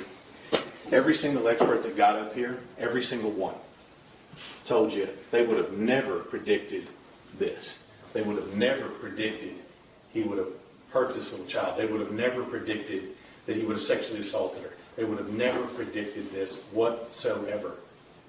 They were wrong. Absolutely wrong, and every one of them admitted it, that they were wrong. So anybody who comes up here and tells you today that they can somehow predict the lethality of this man at a later date is wrong. Here's what we know. We know he has a capacity for maximum violence. He has a capacity for victimization. He has a propensity for sexual assault. Now, all of those we know. I don't need an expert to tell me that. I can look at the autopsy report. I can look at the pictures. So when you talk about future danger, look at the fact. Look at what he's capable of. Look at what he's done. And don't think that there's not some other victim out there waiting. Don't think that. If you think, this is the way I think about this. If you put a man-eating tiger in a cage, he doesn't somehow become a vegetarian. And that's exactly what we have here. Just because you cage this lethality doesn't mean it goes away. But hey, we wouldn't have predicted this. We wouldn't have predicted this. But you can trust us now. He won't do it again. I submit to you that the only option here is to prevent him from doing that permanently. Don't give him access to anyone else. Now, mitigation. There is nothing I can tell you. Hang on, Mr. Staley. Juror has to take a break. Go ahead. No, come on, everybody's got to go.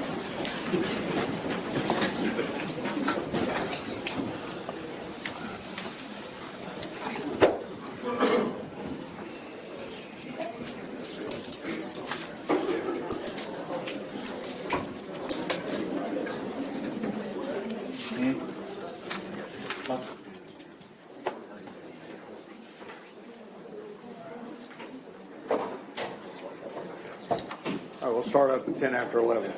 No, I wouldn't. 10 after 11, everybody.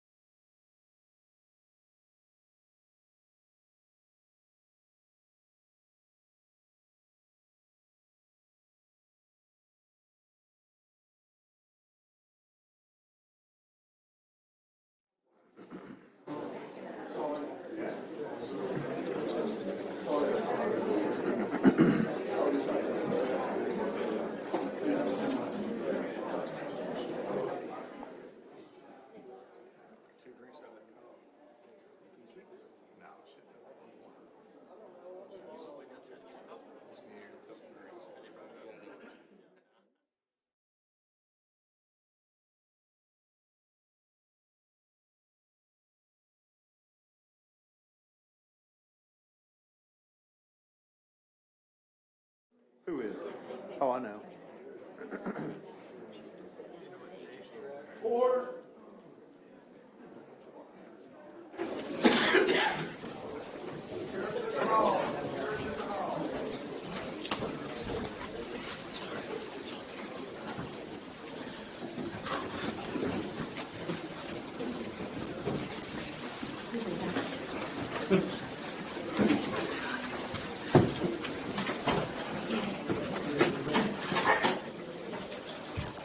All right, everyone, may be seated. Mr. Staton, you may continue.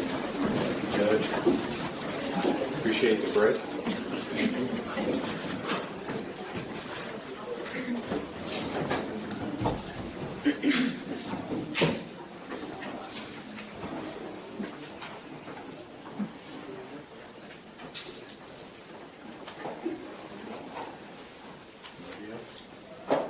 I think we all appreciate the break, Judge. I don't have much more, ladies and gentlemen, jury. When we stopped, I was talking about mitigation. In mitigation, we talk about the definition of it as something that reduces someone's moral blameworthiness.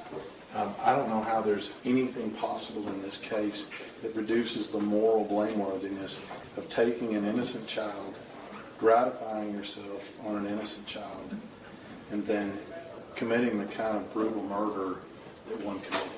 I can't see how there's anything that mitigates that reduces anybody's moral blameworthiness. But you know, this is what we get in capital murder cases. We get a capital murder conversion, is what I call it. It's basically you got somebody living their life, doing what they're doing, working, got a family, doing their best, succeeding, failing, buying a car, doing all those things, not being treated really for anything in their life, just working and doing what they're doing. But all of a sudden, they commit a horrific act. And the experts come out in droves to start explaining every single ailment that they possibly could have. And that's what happens in these cases. Nothing was going on in your life that caused you to have any issues before. You had a job. You were doing things normally. You were making some poor decisions. I mean, I submit to you that anything bad that is happening to Tanner Horn at that time is by his own doing. You're not going to keep a job if you're out doing coke on the weekends and partying. You're not going to keep a job if you stay up all night and play video games.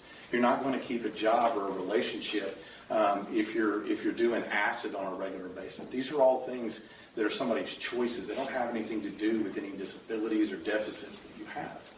So I think that to come here and to say, hey, now I wouldn't really have any problems before, but now I want everybody to look at this. I don't think that makes sense.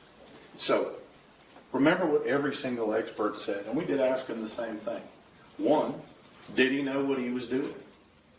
And every expert, including Dr. Brahms, the last expert we had up here, I asked her, did he know what he was doing when he kidnapped her? She wouldn't give me that when she subscribed to this catastrophe theory. But when it came to the sexual assault, she said, yeah, he knew absolutely what he was doing to her when he was doing it. And then when I asked her about killing her, he absolutely knew that what he was doing was going to cause her harm. Those are her words.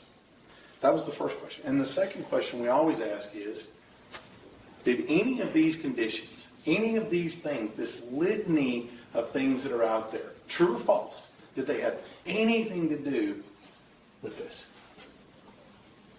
No. And that's what it comes back to.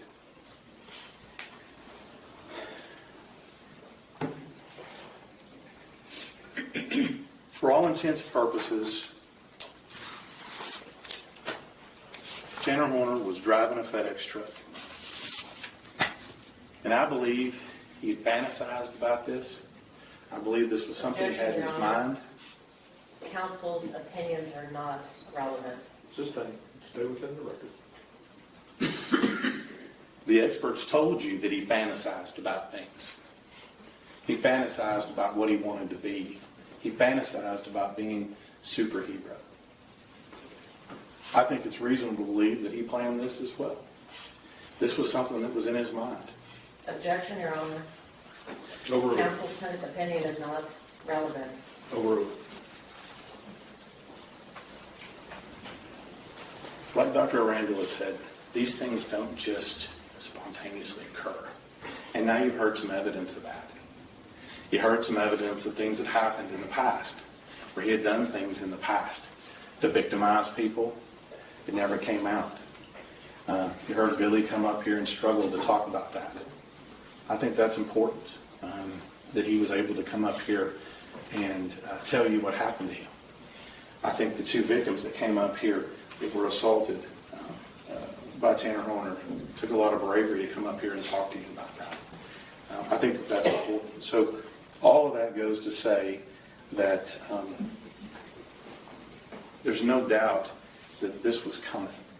We were just waiting on it. So when we talk about going to prison and serving life without parole, all we're doing is waiting on it to happen again. That's all we're doing. And now all the Tanner's victims are in the same cage with him. Now we didn't have to go find them. So I submit to you that the only proper verdict is one that prevents him from doing that. Now, we talk about structure and consistency. We talk about sameness. We talk about lack of change. Yeah, the Polunsky unit, Livingston, Texas, has all of that. And what else it has is protection. It's protection for every single person who he might victimize in the future. That's the right place. That's the place where he needs to be. That's the place where there's consistency. That's the place where there's structure. That's the place where there's sameness and routine. Now, because of his actions, because of what he did, Athena, he has forfeited his right to sit around for the rest of his days, watch TV, play video games, hang out, go outside, see the sun on his face, have a job, walk around the prison like everybody else.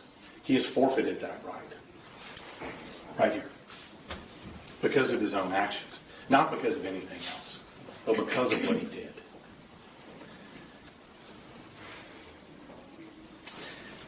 What I'm going to end with here is this. Everybody's got things, two things actually. Everybody, we all have things that are mitigating in our life.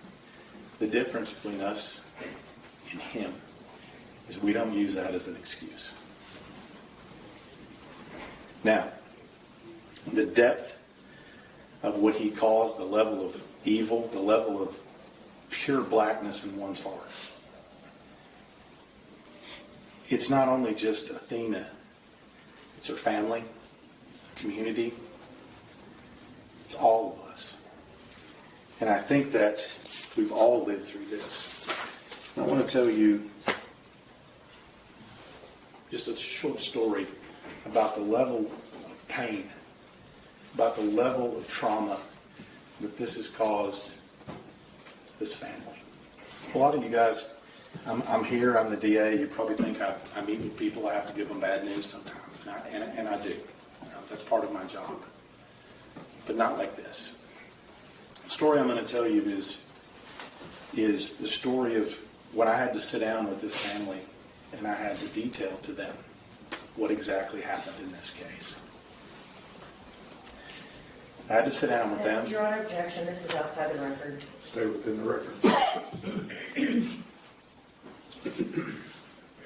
So whenever you have these cases, families are very involved. Been here at all the court dates. You guys can see that. It's important that we consider all of this when we make our verdict. And the level of pain, the level of abuse that he has inflicted upon this little girl and this family are unfathomable. The level of lies, the multiple different versions of whatever truth it is, that video, everything you saw, it's important. Athena is important. Justice for her is important. And justice in this case has one result. I want to thank all of you for being here. Been away from your families, being away from your work. I appreciate your effort in this case. It's been a long month. And I'm going to wait your verdict. Thank you. Up until this point, you have been unable to discuss this case amongst yourselves because the evidence had not been concluded. But that restriction is now lifted. Prior to your jury, begin your deliberations. If you need me, write me a note. I'll be right out here. All right? All right?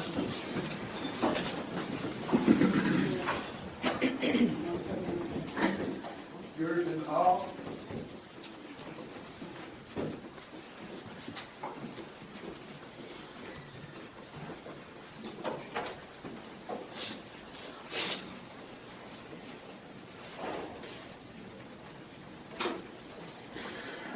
All right, we'll be in recess. Thank you.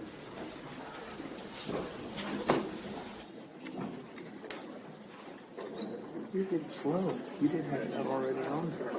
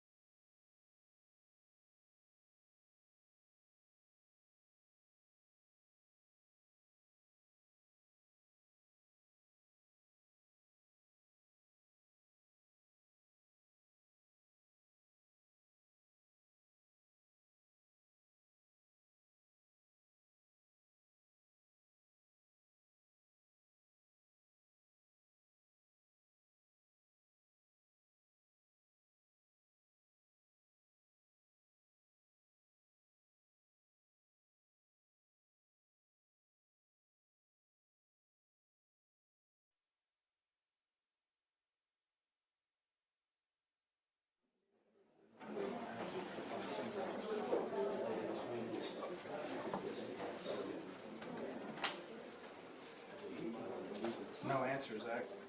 It didn't answer?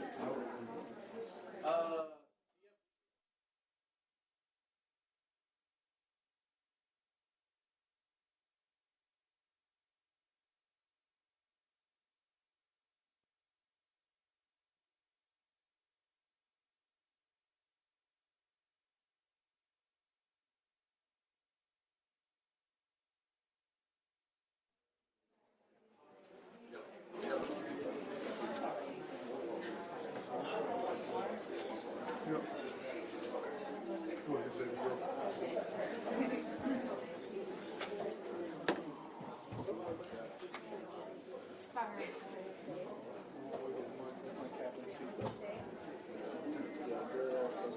Ladies and gentlemen, since we have a verdict, we're not going to require you to put yourself on the air, but you have to put the verdict and not see them. Yeah.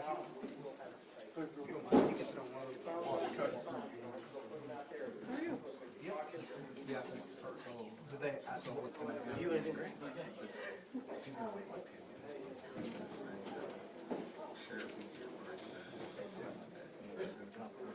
Okay, yeah, he's got the code. Okay, okay. No, buddy, you're good, you're good.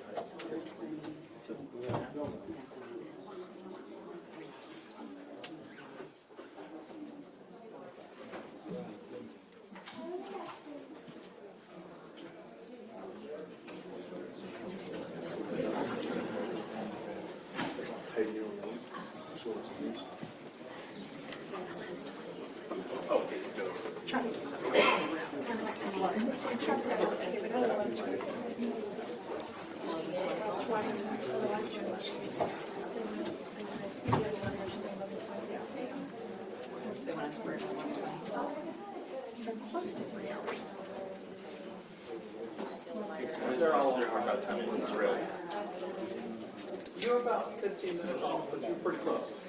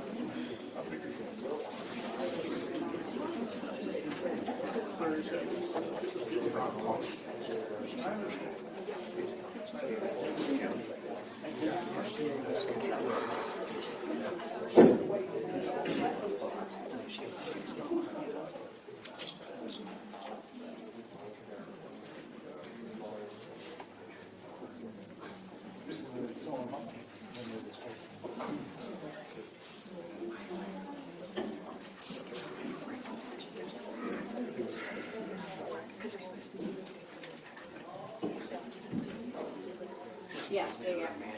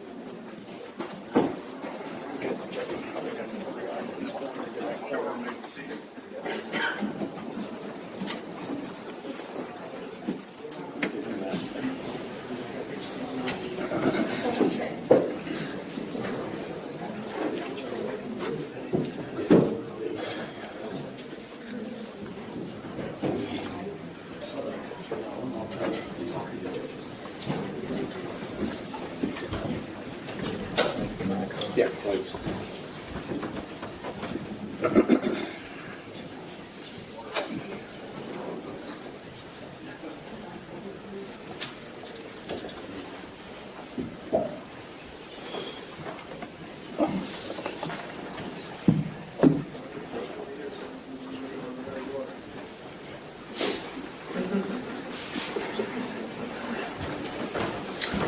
Sir?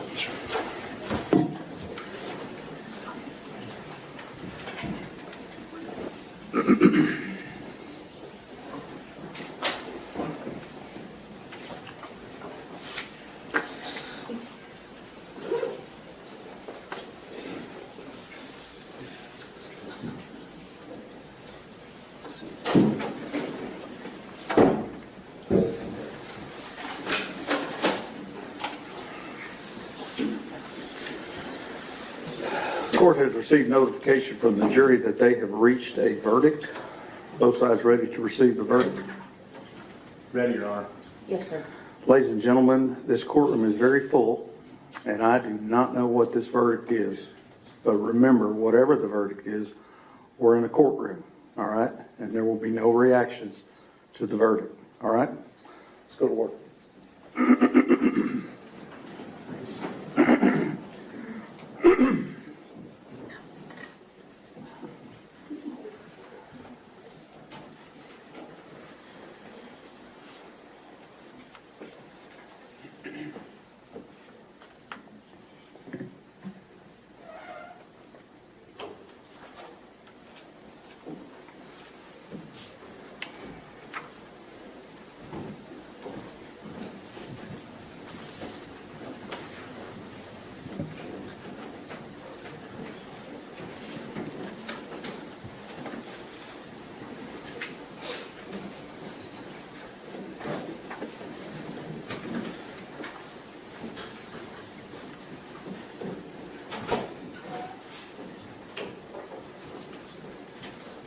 Everyone may be seated. Good afternoon. Mr. Presiding Juror, it is my understanding jury has reached a verdict on both issues. Okay, if you'd hand it please to Deputy King.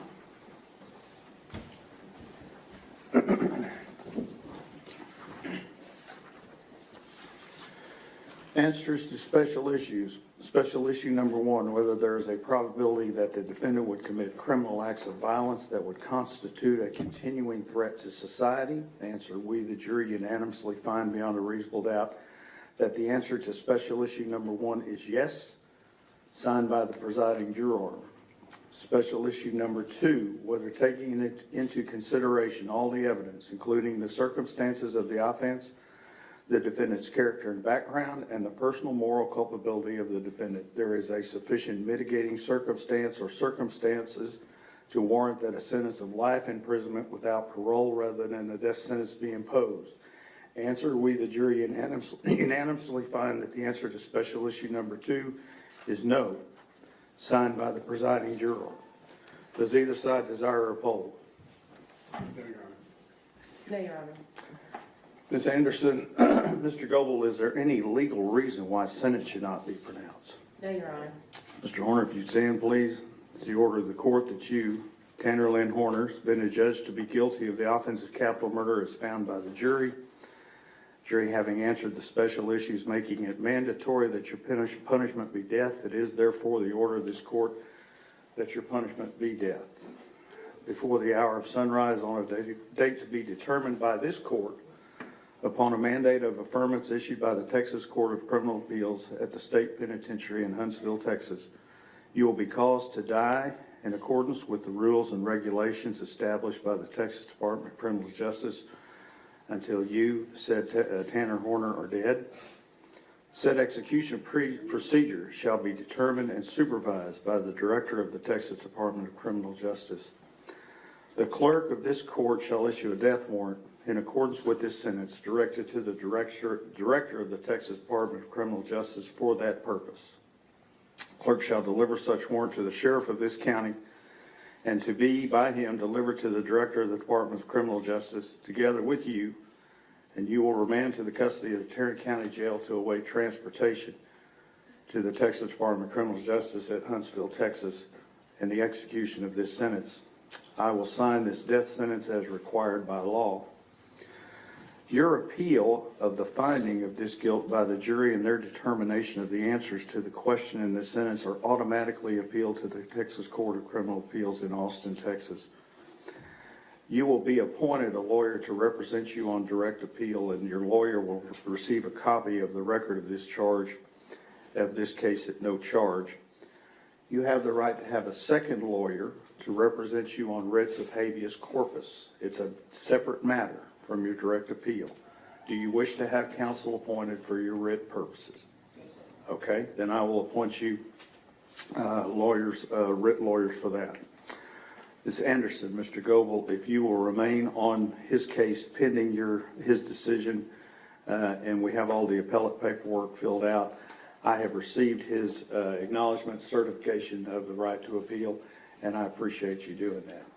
You may be seated. Is there an allocution?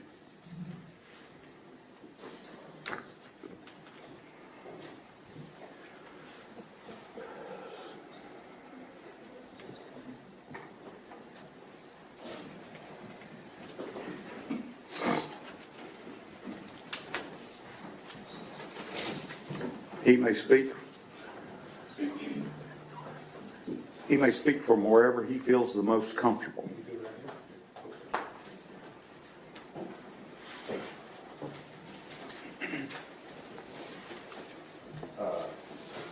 I'm Athena Strand. I'm Jacob's brother, Athena's uncle.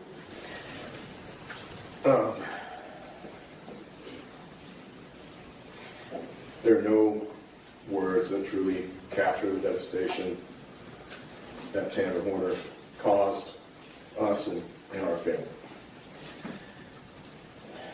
What he took from this world was not just a child. He took a life, a future, and a piece of every single person who loved him. He took a granddaughter, a daughter, a niece, a cousin, and a friend.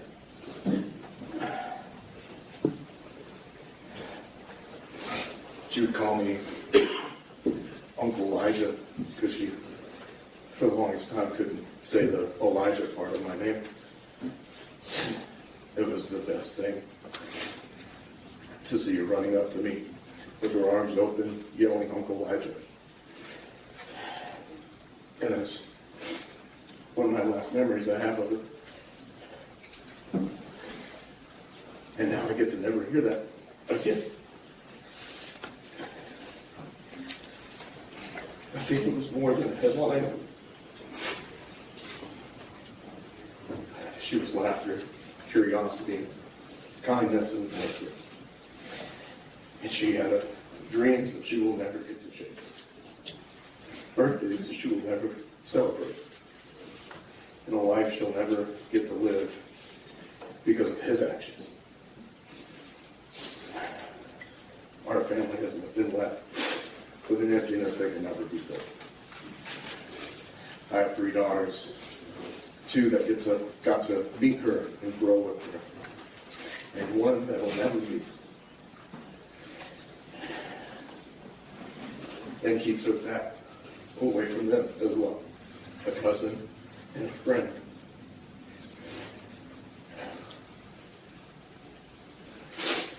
He stole a sense of safety from all of us in our family. Me and my wife just got comfortable enough to let our kids play outside, and that's even in our backyard. It's not close to the road.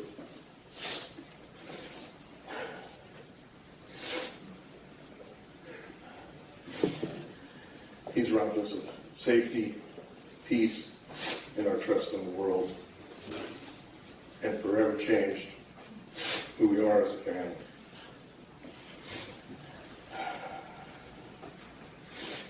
left to carry grief that never fades.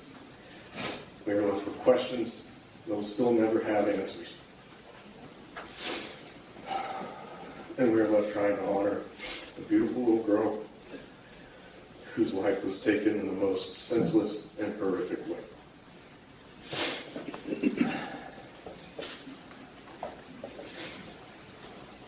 Tanner Horner, I want you to hear this directly. You did not just take a life, you destroyed a family. You took a little girl who trusted the world and repaid that innocence with violence. You chose to cause pain that will last generations. You say you found God, but what you did to Athena stands in direct opposition to everything that you now claim to believe. In Matthew 18:6, it says, if anyone causes one of these little ones to stumble, it would be better for them to have a millstone hung around their neck than to be drowned. That is how seriously harm against a child is judged. And you will be judged. You will face the wrath of God. But I want you to know that you are nothing. You are a footnote in Athena's story. Her name will forever be remembered. Her name will forever be celebrated, and everyone will forget you. You wanted your 15 minutes of fame. You got it. And no one's going to remember you after this. Mr. Staten, any other allocutions? No, Your Honor, thank you. Who's your prisoner, Sheriff?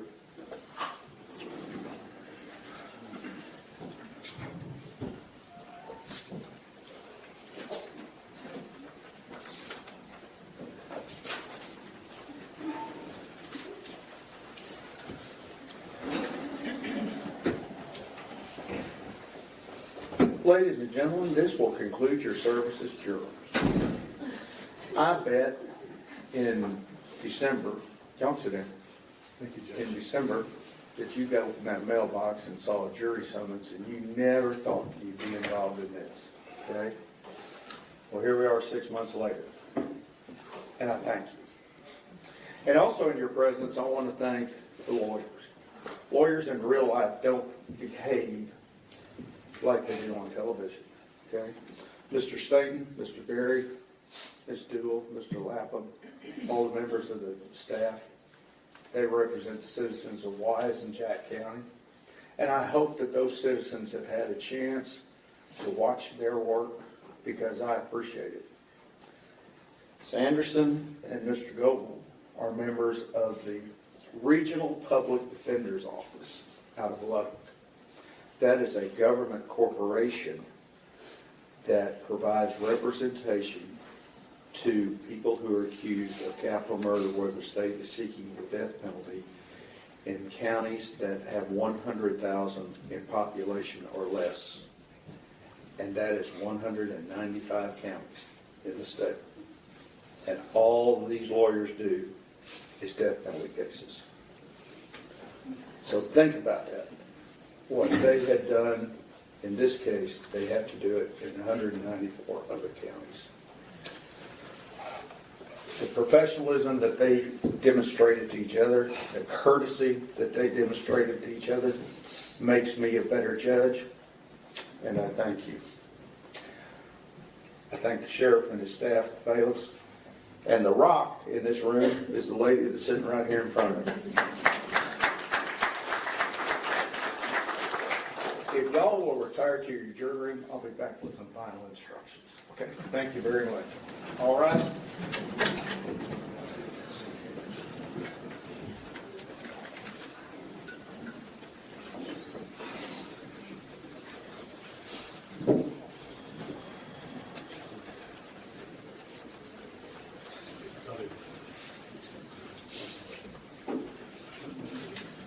We are adjourned. Libby City Council.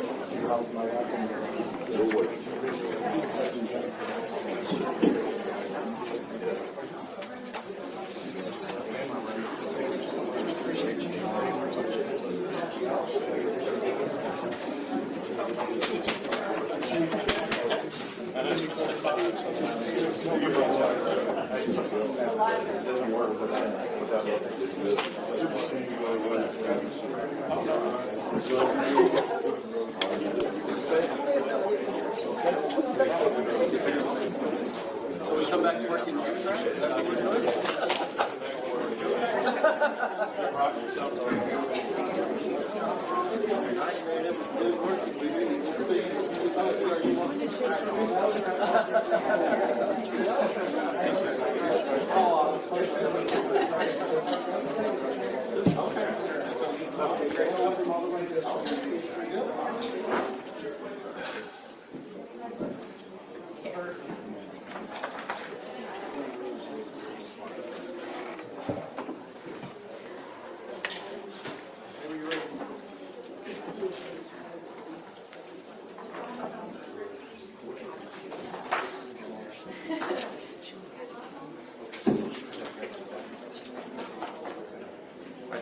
Are they going to do it?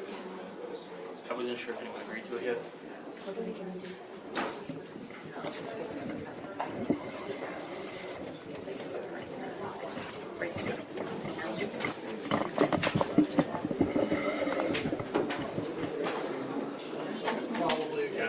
Good call.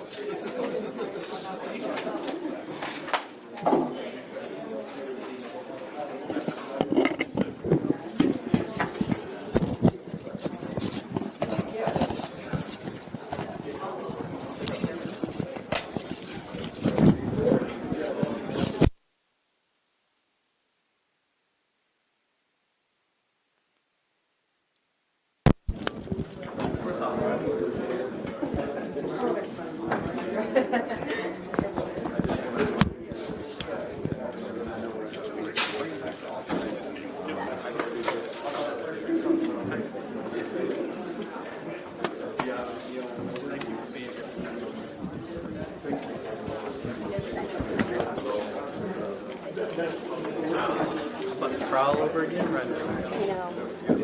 Oh, I was trying to think of the bad in front of the jury when it came out.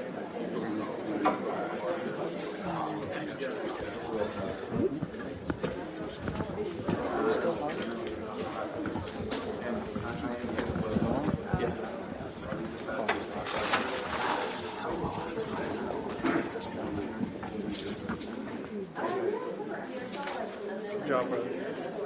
Good job, James. Y'all cool. Y'all did amazing.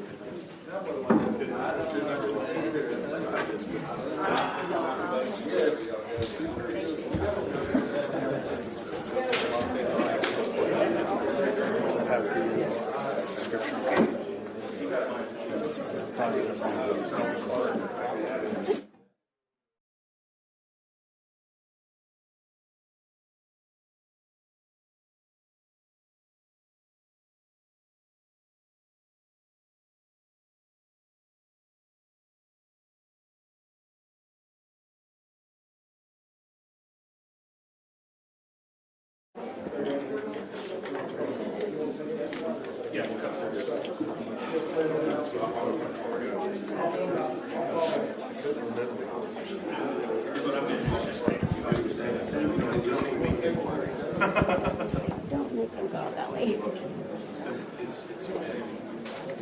Yeah, all over. Yeah, we could always take them out.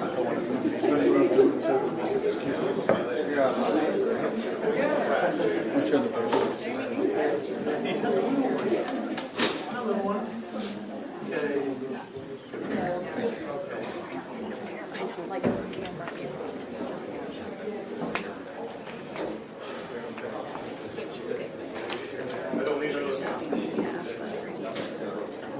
courtroom.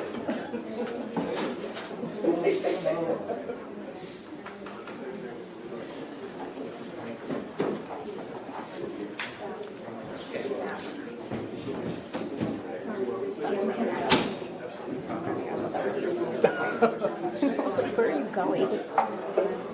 I'm about to go back up there with my Oh.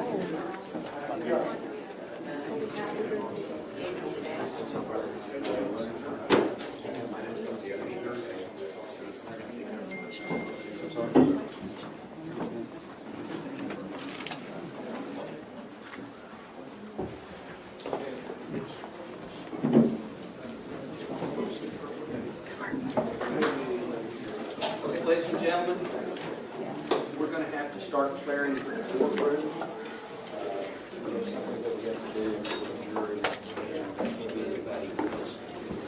So as soon as you can, I do believe you here, camera will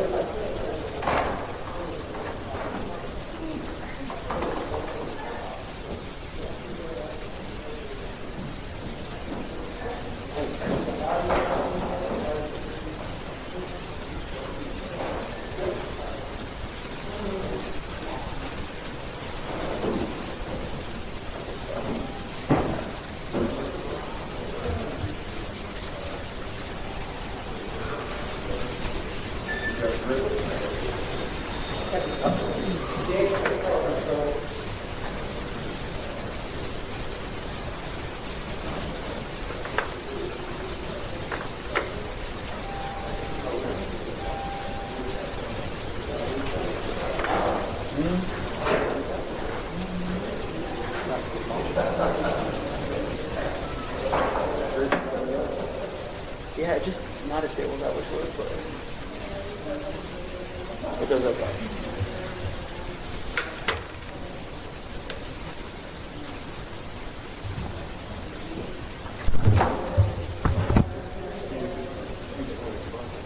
Yeah.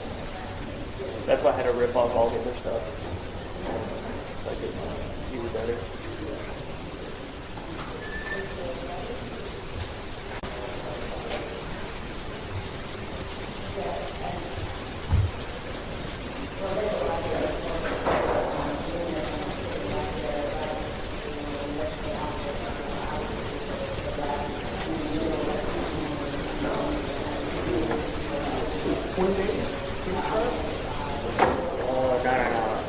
Actually, working days, maybe. Yeah, it was 20 working days. I was on that. April 7th. We've been numbering all the days that are run down. My first day back. Numbered day 20.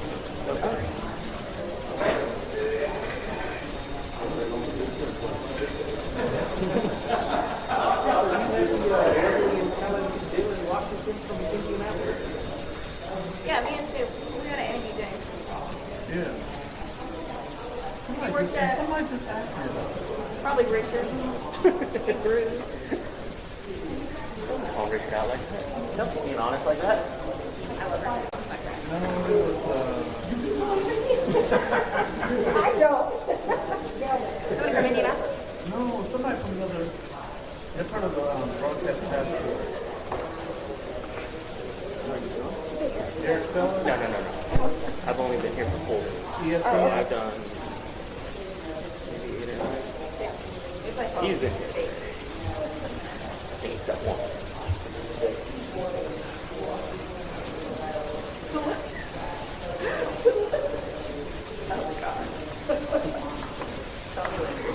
Okay. I don't even want to know.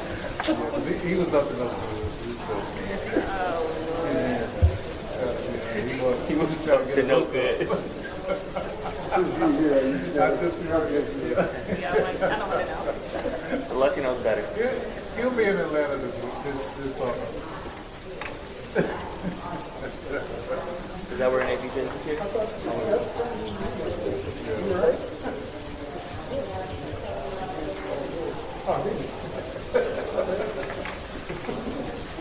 Let me borrow a blank piece of your paper. Anyone need a white? What's up?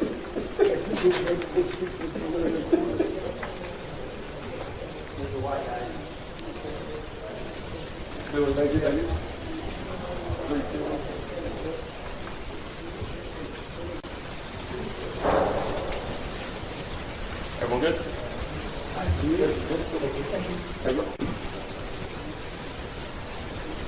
While we're killing time, might as well.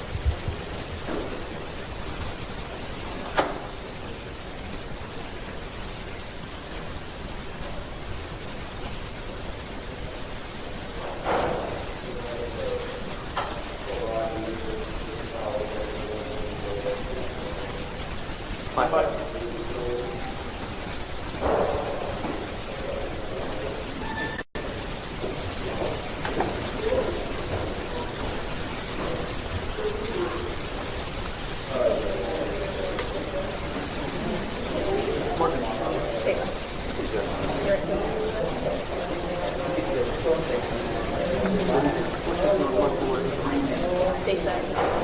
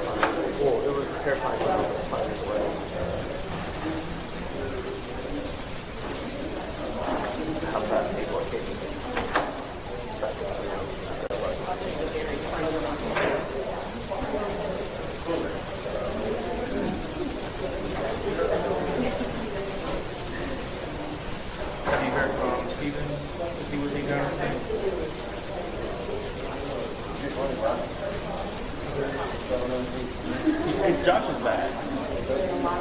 I just wasn't sure if they were going to make it or not. I wasn't sure how fast they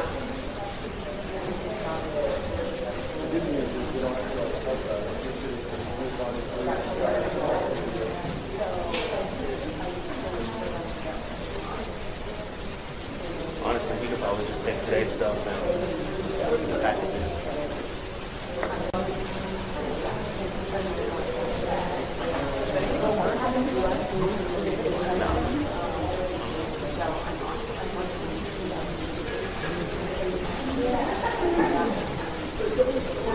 They made sure to slide in under the radar. But I think if everyone can either testify or let the grandma testify.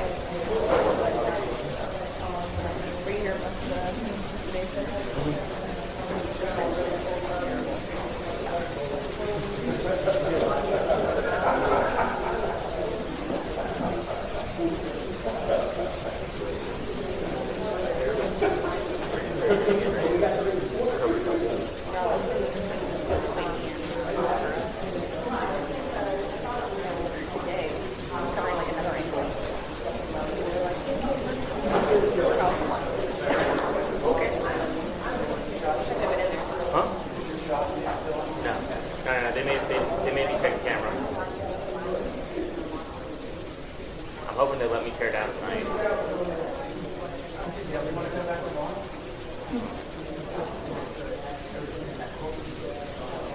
Oh, good.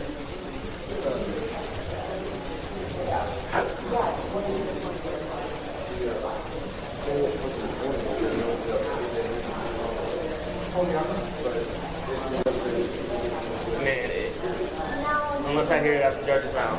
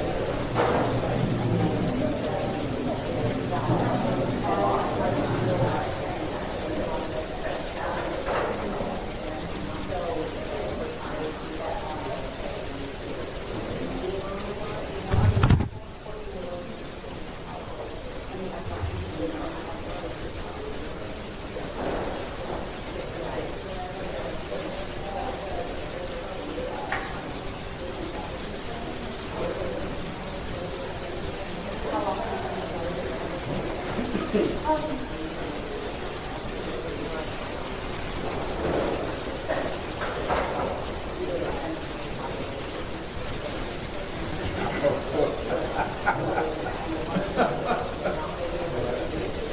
me that picture, please. For the green.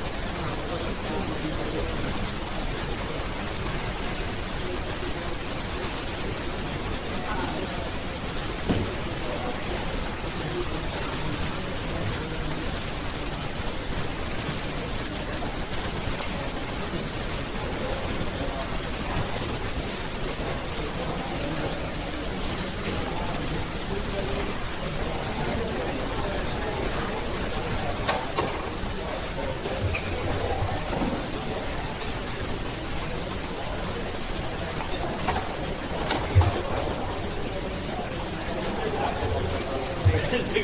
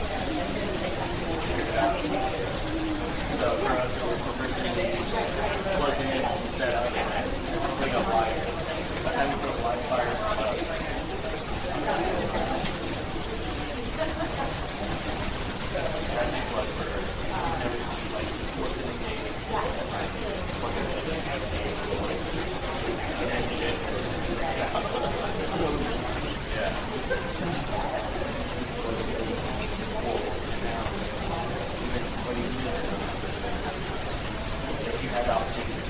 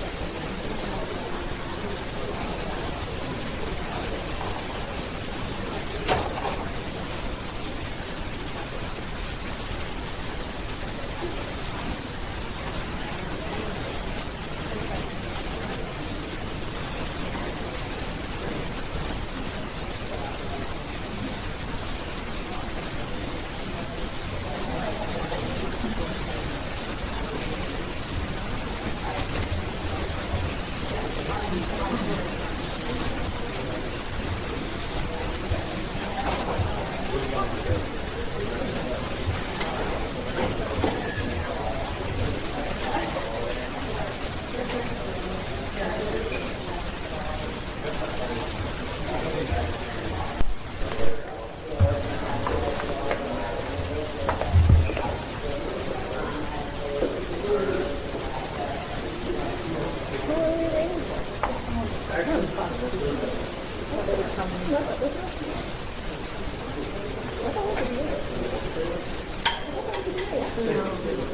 wives or I don't know, the wives.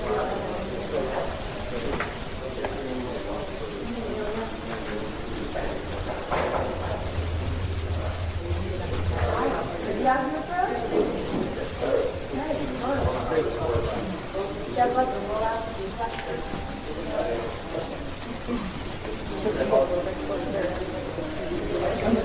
So if you could get right about here. I'll do this very often, so I apologize. Where are all y'all, by the way? Have all y'all been covering this? Most all of you? I see some friendly faces that have been in the courtroom. So I see a lot of the cameramen and people that have been in there. You're going to miss us after that. I don't know about that. So do y'all have questions? Do y'all want to do this? Whoa, sorry. Yes. My first name is James. My last name is Stainton. It's spelled Stainton. I'm the district attorney for Wise and Jack County. I'm going to answer everybody's questions, okay? So just go. Why was it charged? It was just simply just a decision we made. We could have charged him a couple of different ways, and it was just more of what we felt was going to be the most streamlined process to get from point A to point B. That was all.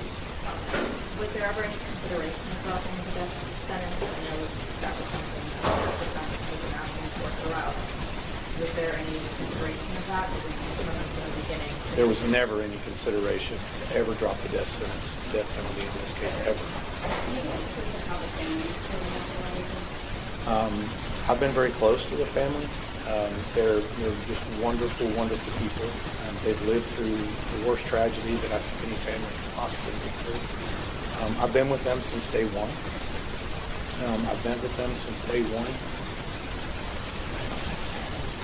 It's hard for them. And it's something that I don't think any parent should ever have to go through. I was proud to work with them. I still am. And they're hurting bad. They feel good about the verdict. They feel like it's justice. I agree with them. But they're hurting, as you might imagine. The outcome is what you had hoped for. So give us your overall reaction. How did you feel when you heard the verdict? I mean, you want to be excited, but obviously that has to do with the death of another human being. And so you're metered in that respect. That I'm satisfied that is justice. I believe that that's justice since the beginning. But it's also, like I said, tempered with the fact that, he will die at some point in the future. And so, it's nobody wants to be happy about that, so to speak. I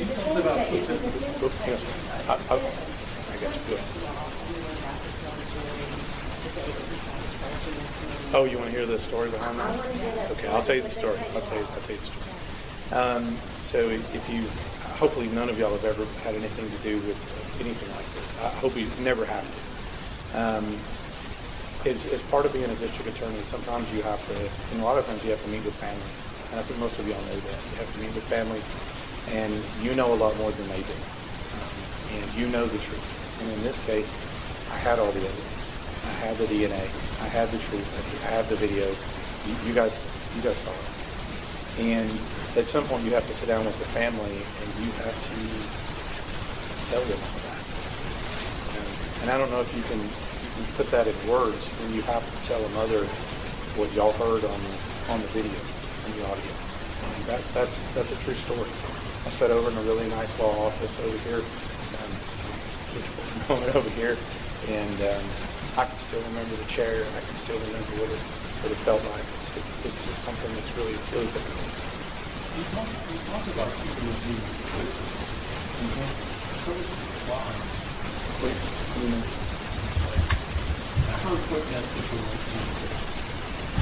Well, the timing of that picture, I think you guys figured out, was pretty important. That was 4 days before she was no longer with us. That's the last picture that we have that anybody took of her. That's why it's so important. But it really exemplified her. If you saw some of the pictures that I introduced before, did you guys hear the story about the picture with the hocus pocus? Sherman, did y'all hear that? Those were all very special, but that picture with her red bow in her hair, Athena's mother carried that red bow everywhere, in my office, every court date, every place with her. That's why it's so special. Can you just speak to sort of what we learned yesterday regarding the gentleman who testified saying that he was former president and Yes. try to get in touch with you guys and not really have that issue here? I won't get into any kind of that communication kind of stuff. That's between us and the defense team. But I will say this: I'm very proud of that young man. Anybody who's ever dealt with victims of abuse knows how hard that is to be able to come forward and talk to anybody, much less. No offense, y'all are all nice folks, but it's hard. And he got up there in front of all of y'all and told the truth, told what happened. And I'm very proud of that young man. It was very hard for him. And you could tell when he was on the stand if you were in there, he was hurting. But he did what he needed to do. And we were, those things sometimes come up like this. Sometimes in these cases, the people like that, they feel strong enough. They feel like they have enough support. They feel like people care about them enough, and they want to listen to their truth. And so they come and talk to us. And he did. He reached out, and I sent my ranger up there to see where he is and had a chat. And that's why you guys got here. The death penalty does not come along every day. Thank you. First, or Yes. and what was that like? Ooh, I might have to stand here a little longer, maybe. It's a case that you as a prosecutor, everybody talks about. It's a case that we go to training on, and that happens more often than we want. It was something I wasn't expecting. I've tried murder cases, I've tried other cases, so I understood how it works, but this case is very different. When you ask a jury to do that, it is a very, very different thing.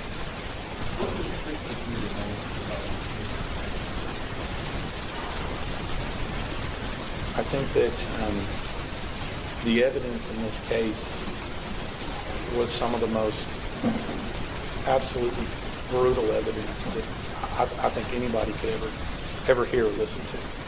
And I think that's going to haunt me forever.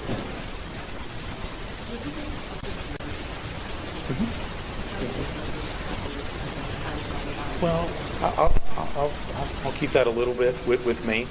That's their business. That's their story. But they all were. I think the judge was very accurate when he was talking about. If you watch this entire trial, both sets of lawyers were very professional. My team and the defense team. You could see we kind of spat with each other a little bit. That's part of how it works. You guys covered courts before you understand this. And so, it was rough. Let's put it that way. The jurors, it's rough for them too. I think that's how I would describe it. They went through what we did, and y'all did.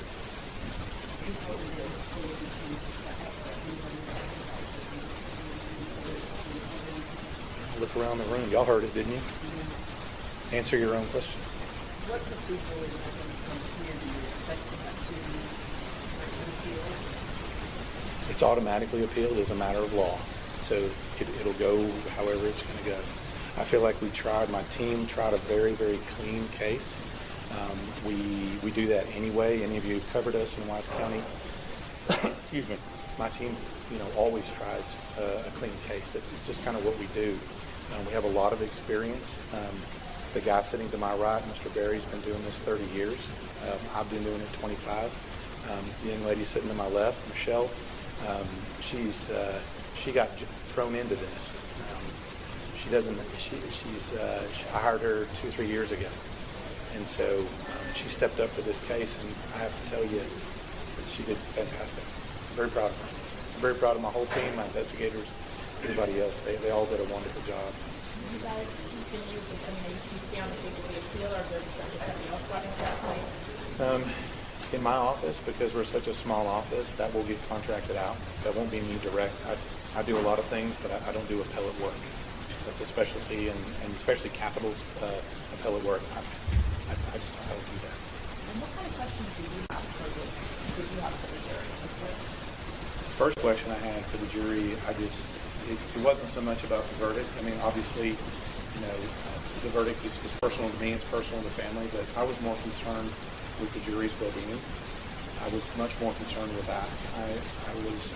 This is a lot of emotion and a lot of pain and a lot of suffering that they had to walk through together with us. So my number one concern with them are, hey, are you going to ask several months? Are you okay? Because I think that's important. I think that's something that's often overlooked, is the juries, they're not there for the trauma, but they witness it like with all of us. And so, don't forget this, making a decision like this in this case is not easy. That is a tough, hard decision for that group of 12 to do. So that was my biggest concern for them. I asked every single one individually to their face, how are you? Are you okay? What can we do to help you?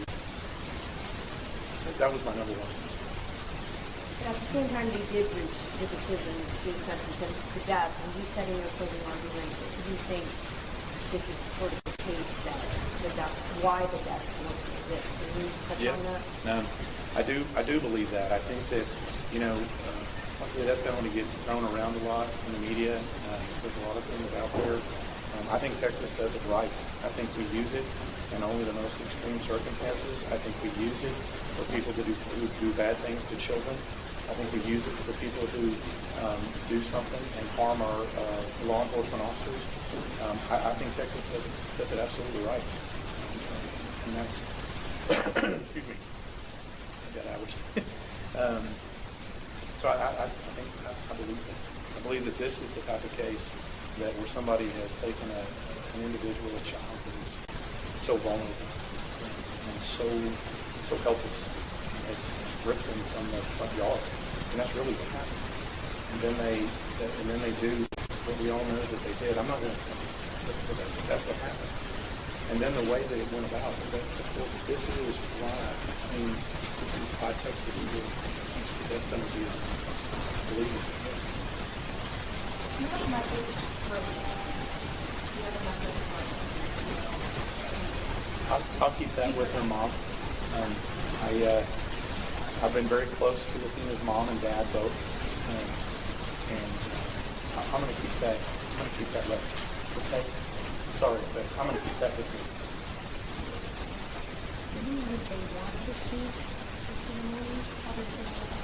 I think at some point they may. I won't speak for them. Okay. That's not my story to tell. That's their story. But they may, and I'm sure y'all will be happy to talk to them. Everybody good? Yes. Did I answer everybody's questions? Okay. All right. Thank you. Thank y'all for being here. Hey, I want to tell the news media. I want to tell y'all something. I really sincerely appreciate y'all being so respectful for the family. I didn't have a single thing where anybody would bother me in the family or me or any of my team or anything else. And I don't know that other locations across the United States can say that. And I don't know that when I was talking to the media people that I thank you for something you're doing. But I honestly and sincerely mean it. I walked up and down these hallways. I nodded at y'all. I saw everybody. Y'all were always so very respectful to me and my team and the family. And I think that tells us how we do things here in Texas. I think that sets us apart and sends a message. This is how you, in the media, can handle those and have people like me that don't run away from you, right, when you come talk to us. So I want to sincerely thank you for that. And I will tell you, on behalf of the family, they thank you. Thank you, guys. Thank you. Thank you.